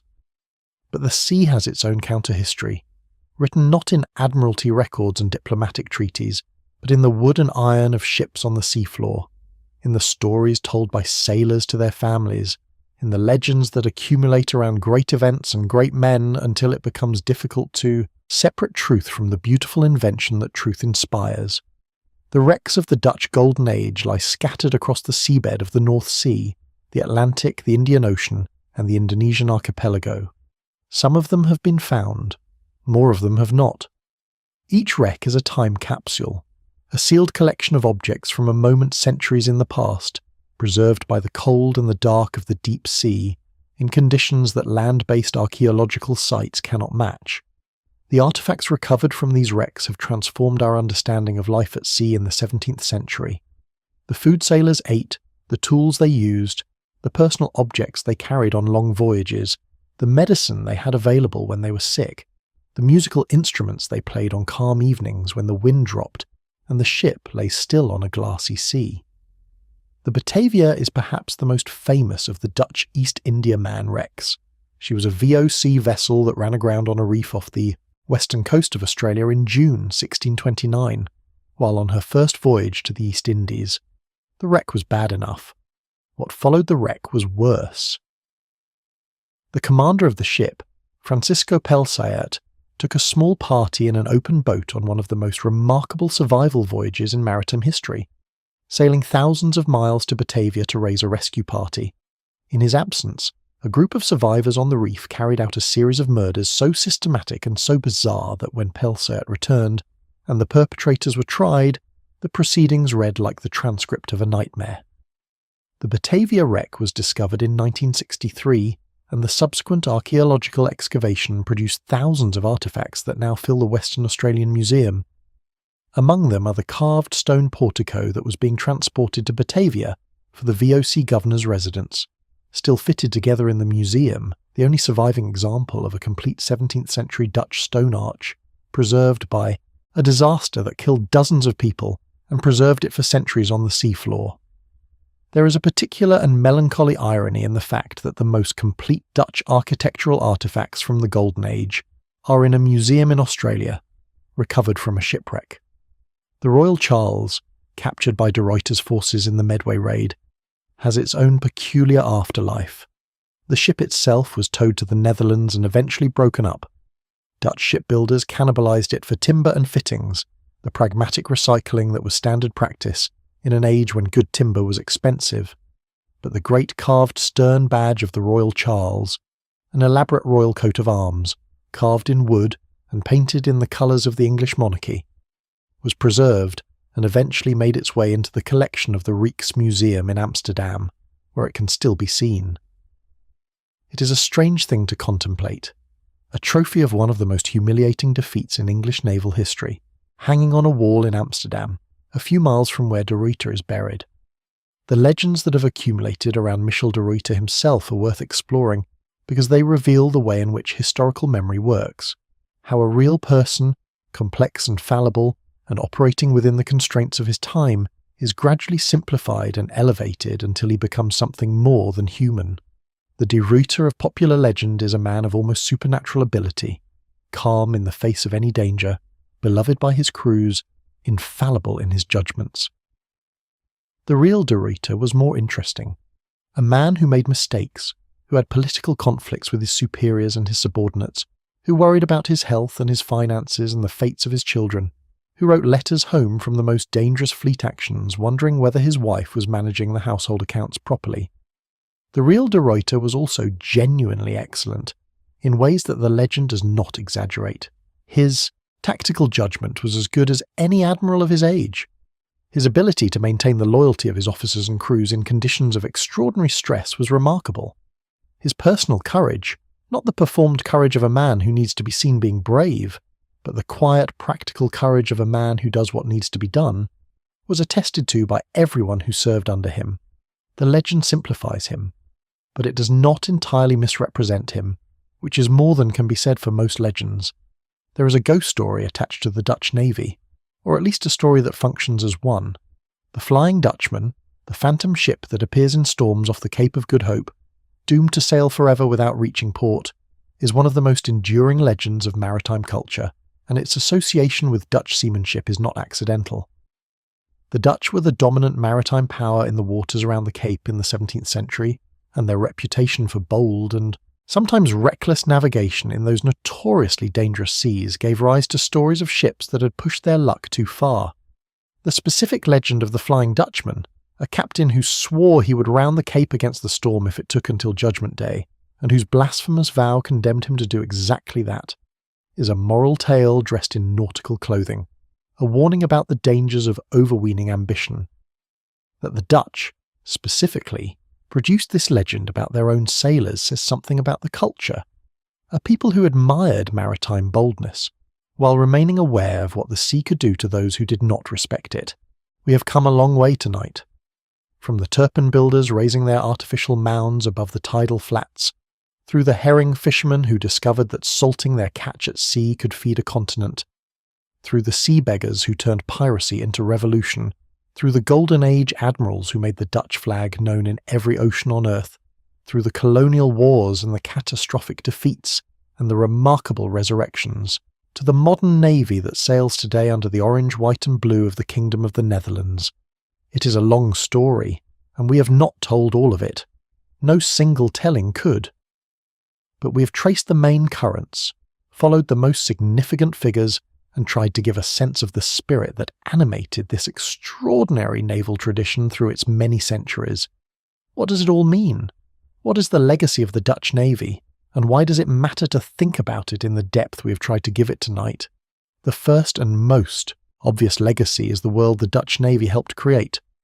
The global trading system that exists today, with its containerized shipping, its international financial instruments, its interconnected commodity markets, has roots that run directly back to the Dutch Golden Age and the institutions the VOC and WIC developed to manage global trade. The Dutch invented, or significantly developed, many of the financial and commercial instruments that are now so standard they seem natural: joint stock companies, commodity futures, insurance markets, international bond markets. These innovations were not accidental. They emerged from the specific challenge of financing expensive, long-distance, high-risk maritime trade operations, and the navy that protected those operations was an integral part of the system. The Dutch also made significant contributions to international law, particularly in the domain of maritime law. Hugo Grotius, the Dutch jurist who published his foundational work on the freedom of the seas, Mare Liberum, in 1609, was directly responding to Portuguese attempts to maintain a monopoly on Indian Ocean trade routes. The principle that the high seas belong to no nation and are open to the ships of all nations, which is the foundation of modern international maritime law, was articulated and defended by Dutch thinkers in the early 17th century, motivated in significant part by the Dutch Navy's need for the legal framework to justify its operations in waters that other powers claimed to own. The Dutch naval tradition also made lasting contributions to naval tactics and doctrine. The development of line-of-battle tactics in the 17th century, ships fighting in line ahead, firing their broadsides at the enemy line, is often credited to the Anglo-Dutch Wars, in which both sides were forced to develop more organised approaches to fleet combat, because the engagements had become too large and complex for the old free-for-all methods to work. Dutch admirals like de Ruyter contributed to this doctrinal evolution, even if the English eventually codified line tactics more systematically. The Dutch Marine Corps, the Corps Mariniers, is the oldest Marine Corps in continuous existence, founded in 1665 and still serving today. Its long history encompasses everything from the amphibious operations of the Anglo-Dutch Wars to the colonial campaigns of the 19th century, to the Cold War deployments in Norway and the post-Cold War operations in Bosnia and Afghanistan. It is a living institutional link between the Dutch naval tradition of the Golden Age and the contemporary military of a 21st century European state. The ships of the modern Royal Netherlands Navy carry names that are themselves a form of historical argument, a claim about continuity, about the persistence of identity across centuries of change.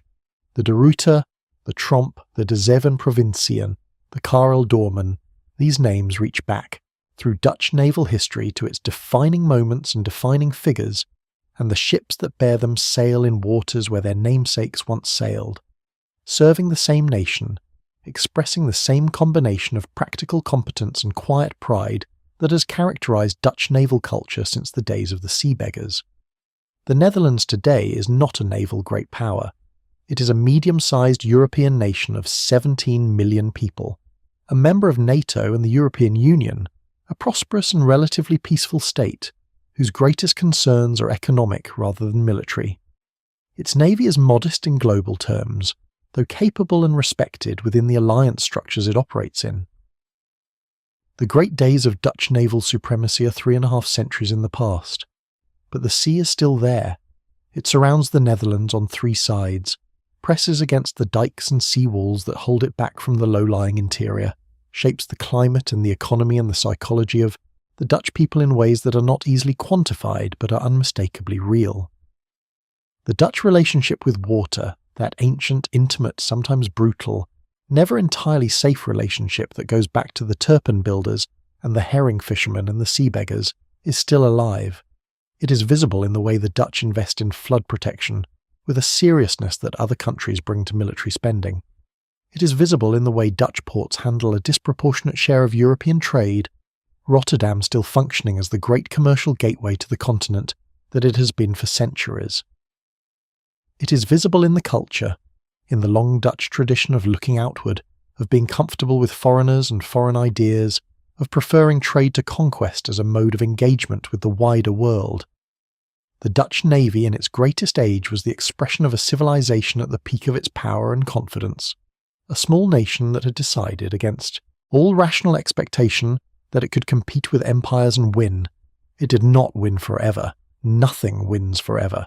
But it won spectacularly for long enough to change the world, to leave behind a legacy in law and commerce and maritime tradition that the world still lives with, and to produce in Michiel de Ruyter one of the finest naval commanders in the long history of seafaring. That is not nothing. That is, in fact, quite a lot. We have spent most of our time at the level of admirals and battles, strategy and policy. But the ships of the Dutch Navy were not sailed by admirals.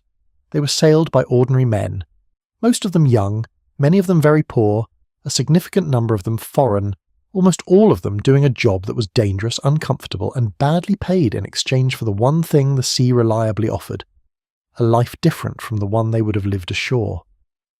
To understand the Dutch Navy fully, we need to spend some time below decks, in the world those men actually inhabited. The working life of a sailor in the Dutch Navy of the Golden Age was organised around the watch system, typically 4 hours on duty, 4 hours off, around the clock, regardless of weather or the demands of battle.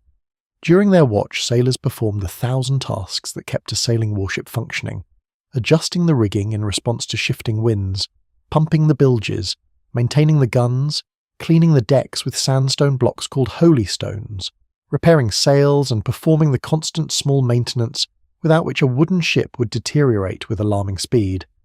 The wood, the rope, the canvas, the iron fittings, all of these materials were engaged in a continuous process of decay that the crew's labour perpetually had to hold at bay.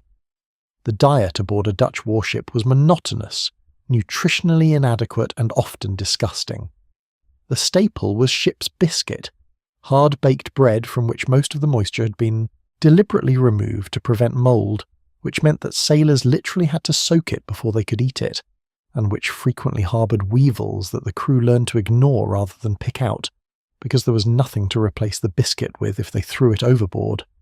Alongside the biscuit came salt meat, beef or pork preserved in brine, which was tough, salty beyond what a modern palate can easily imagine, and nutritionally valuable mainly for its protein content. Dried peas, dried beans, cheese, butter and beer completed the ration. Beer, consumed in quantities that seem alarming to modern eyes, was not primarily about intoxication. It was about calories, and more importantly, about safety. Water stored in barrels aboard ship quickly went foul, becoming a medium for bacteria that could kill a crew far more efficiently than any enemy fleet. Beer was safer. Scurvy, the disease of vitamin C deficiency, was the great killer of early modern sailors, and Dutch naval surgeons were among the first to make practical observations about its prevention, even if they did not fully understand the underlying mechanism. Lemon juice, onions, fresh fruit.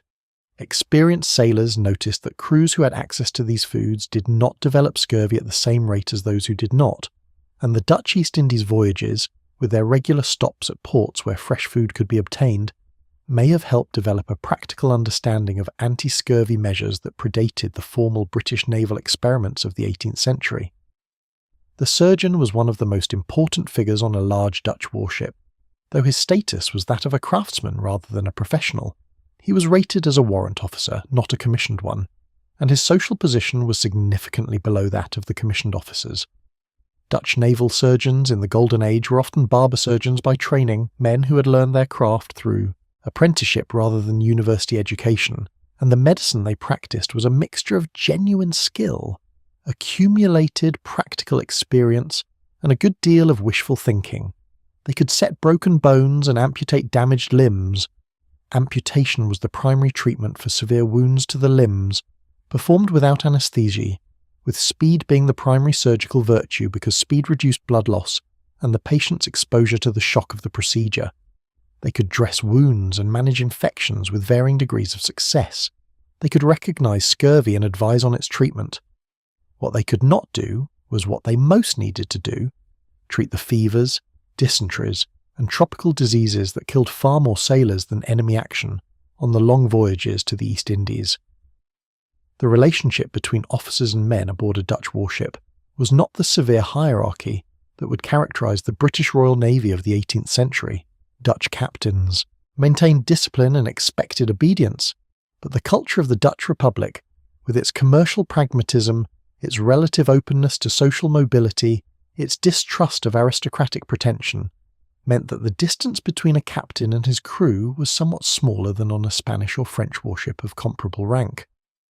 De Ruyter himself was famously accessible to the ordinary sailors of his fleet, a man who would walk the decks and talk with the common sailors in a way that his predecessors and successors did not always match.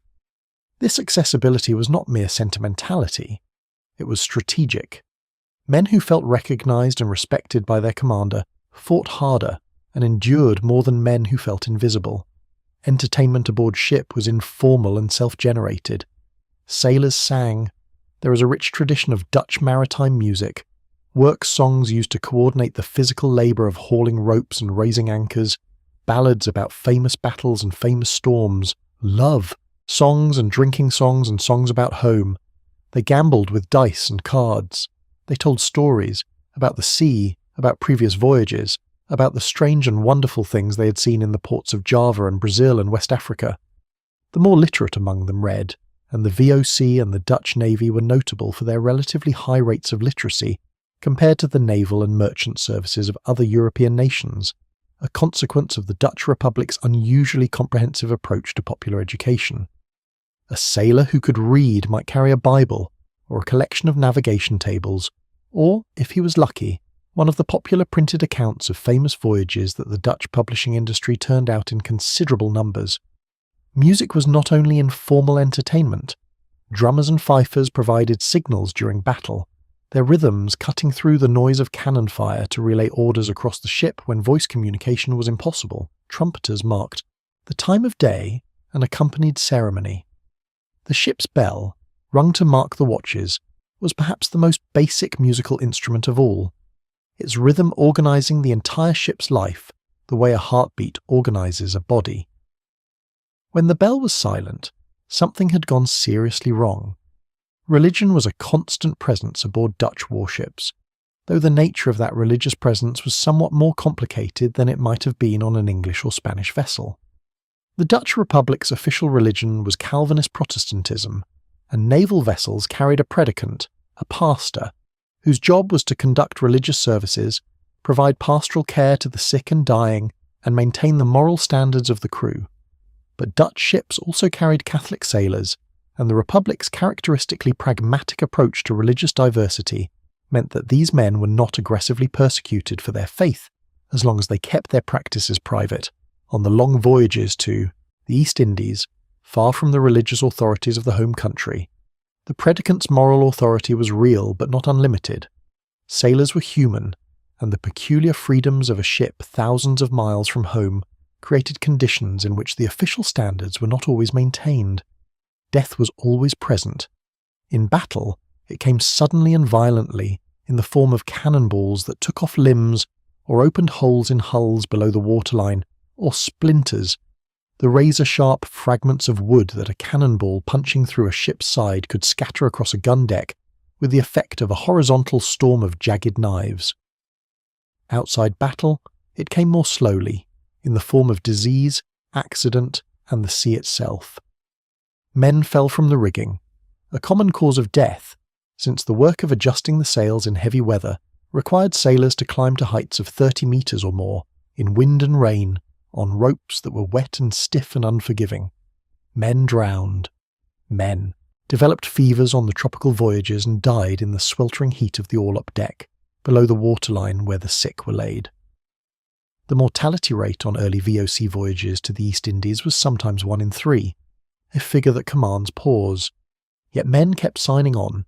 They kept presenting themselves at the hiring offices of the Amsterdam Admiralty and the VOC with whatever skills and stories they had, and accepting the terms, the inadequate pay, the bad food, the danger, because the sea offered something that the land did not: a life in motion, a life with the possibility of adventure and the distant prospect of wealth, a life that was at least different from the grinding poverty of a farm labourer or an urban artisan. The sea was cruel. It was also free, in a way that landlocked existence rarely was. And for men who had grown up on the water, for whom the smell of salt air and the sound of wind in rigging were more familiar than any music, the pull of it was simply inescapable. The Dutch naval tradition was not only a tradition of fighting and sailing, it was also, perhaps even primarily, a tradition of thinking, of solving the technical and intellectual problems that the sea presented with the same practical intelligence that the Dutch brought to every other domain of their national life. The shipbuilders, cartographers, navigators, and scientists who made Dutch maritime power possible were as much a part of the Navy's story as any admiral, and their contributions deserve a chapter of their own. Dutch shipbuilding in the Golden Age was the finest in the world, and that was not an accident. The great yards along the Zaan River, north of Amsterdam, had developed through generations of accumulated craft knowledge into industrial complexes that could produce ships faster, cheaper, and in greater variety than any comparable facility elsewhere in Europe. The Zaandam yards, and their counterparts in Flushing, Rotterdam and Hoorn, employed thousands of men in a complex division of labour that was itself an organisational achievement of the first order. There were sawyers who cut the timber, carpenters who shaped the planks, caulkers who sealed the seams with oakum and pitch, rope makers who twisted the hemp into the miles of cordage a single ship required, sailmakers who cut and stitched the acres of canvas, smiths who forged the iron fittings and anchors, and dozens of other specialties organised into a production process that the Dutch had refined over more than a century. The intellectual infrastructure behind this physical production was equally impressive. Dutch maritime science in the 17th century was world-leading, driven by the practical demands of long-distance navigation, and the Republic's characteristic willingness to invest in knowledge that had commercial applications. The Leiden University, founded in 1575 as a reward to the city for its resistance to Spanish siege, became one of the leading scientific institutions in Europe, attracting scholars from across the continent and producing graduates who made fundamental contributions to mathematics, astronomy, physics, and the natural sciences. Christian Huygens, one of the greatest scientists of the 17th century, was Dutch, and his development of the pendulum clock, the first truly accurate timekeeping mechanism, had direct implications for navigation, since knowing the exact time was essential to determining longitude at sea. The problem of longitude, how to determine how far east or west you were on the open ocean, was the defining navigational challenge of the age of exploration, and Dutch scientists and instrument makers were deeply involved in the efforts to solve it. The lunar distance method, which involved measuring the angle between the moon and certain stars to determine Greenwich time and hence longitude, was partly developed by Dutch astronomers. The development of the telescope, which transformed both astronomy and navigation, was a Dutch achievement. The basic principle was first demonstrated by Dutch spectacle makers in Zealand in the early 17th century, and Galileo's famous astronomical observations were made with an instrument whose fundamental design he had learned about from Dutch sources. Dutch cartography was perhaps the most practically significant of these intellectual contributions. The great Dutch publishing houses, particularly those of Blaeu and Hondius in Amsterdam, produced the finest maps and atlases in the world during the 17th century, combining the latest geographical knowledge from Dutch explorers and merchants with the printing and engraving skills that the Republic's book industry had developed to an extraordinary degree. The Blaeu family's Atlas Maya, published in 11 volumes in the 1660s, was the largest and most lavishly produced atlas ever published, a monument to Dutch commercial success and intellectual ambition simultaneously. To own a Blauw Atlas was to own a statement about your wealth, your education, and your engagement with the wider world. But behind the decorative elaboration of the great atlases were working charts, the practical navigational documents that Dutch pilots carried aboard their ships and consulted daily. Dutch sea charts of the Golden Age were among the most accurate and detailed available, drawing on the observations of Dutch navigators who had sailed every significant route in the world and recorded what they found with a systematic thoroughness that reflected the commercial imperative behind their voyages. A merchant whose ship ran aground on an uncharted reef lost everything. The systematic production and distribution of accurate charts was not just an intellectual achievement, it was a survival mechanism, and the Dutch invested in it accordingly. The Wagebouw, the Weighhouse, in Amsterdam was the physical centre of an information economy as much as a commercial one.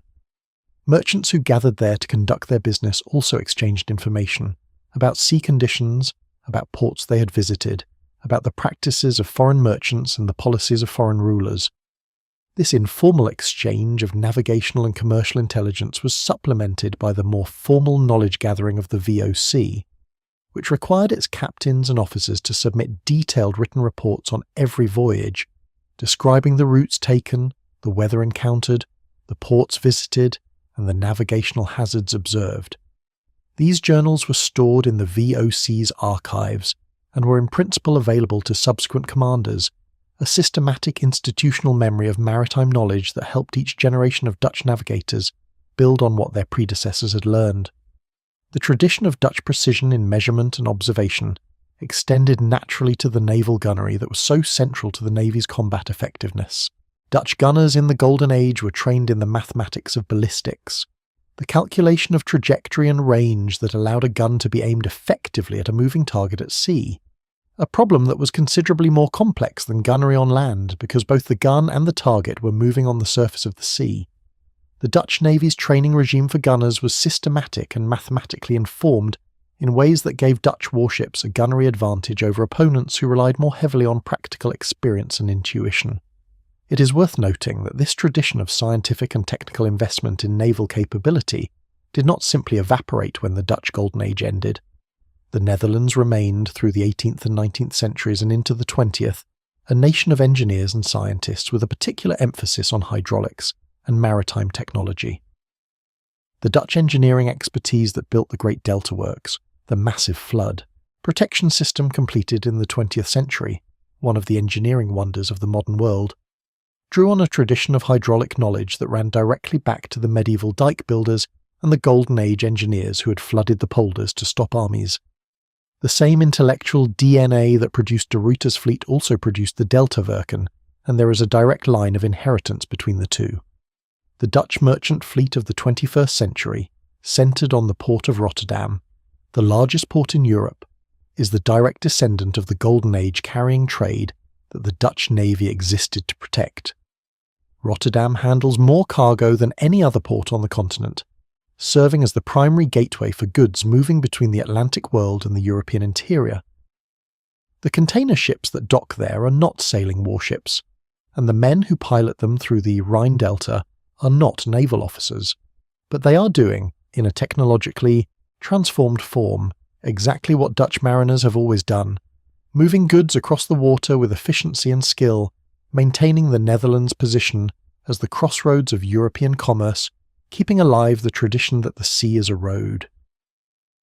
The intellectual tradition that produced Huygens' clock and Blauw's atlas and the great Dutch sea charts of the Golden Age continues in the Dutch maritime research institutions, the naval architecture programs at Delft and other universities, the hydrographic service that charts the waters around the Netherlands with the same systematic thoroughness that the VOC brought to charting the Indian Ocean.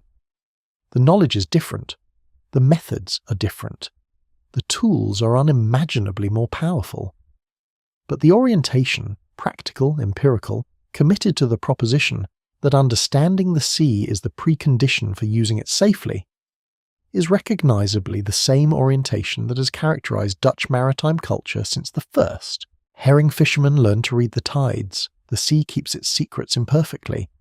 Every year, somewhere in the world, the remains of a Dutch vessel from the Golden Age or the colonial period are found.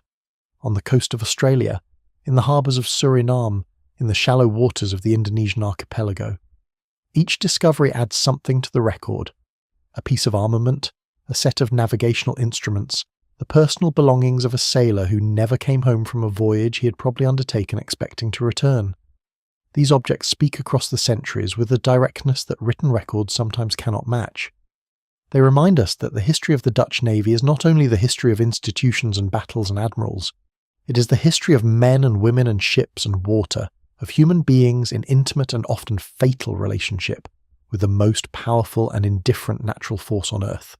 And so, we reach the end of our long night's voyage. We have sailed from the mudflats of the medieval Low Countries to the digital operations centres of the modern Royal Netherlands Navy, pausing along the way at the great battles and the quiet harbours, the moments of triumph and the moments of catastrophe that make up any honest account of a naval tradition spanning 7 centuries. The sea does not remember. It does not keep records or preserve monuments. Every wave that breaks on the Dutch coast is new water, moving in from the Atlantic in patterns that have nothing to do with the battles fought above them, or the ships that sank through them. The sea is indifferent to human history, in a way that is both humbling and, in its own strange way, restful. The admirals and the pirates and the East India men and the submarine commanders all passed across its surface and were gone, and the sea continued exactly as before. But we remember the human capacity to carry a story across time, to take the experience of people who lived and died centuries ago and make it present, alive, vivid enough to feel, is one of the more remarkable things about our species. The history of the Dutch Navy is not a dead thing. It is a living story, still being written by the men and women who serve in the Royal Netherlands Navy today, still shaping the way the Netherlands understands itself and its place in the world, still relevant to anyone who wants to understand how a small country with an outsized relationship to the sea managed to change the world and then to persist long after its moment of greatness had passed.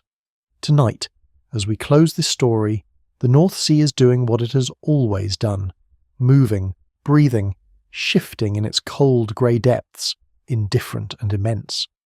Somewhere out there a Dutch frigate is on patrol in waters that de Ruyter once commanded. The ship is made of steel, powered by turbines, guided by satellite and radar, crewed by men and women who went to sea for reasons of their own. But they sail in the same tradition, the tradition of the people who looked at the water and saw not a barrier but a road,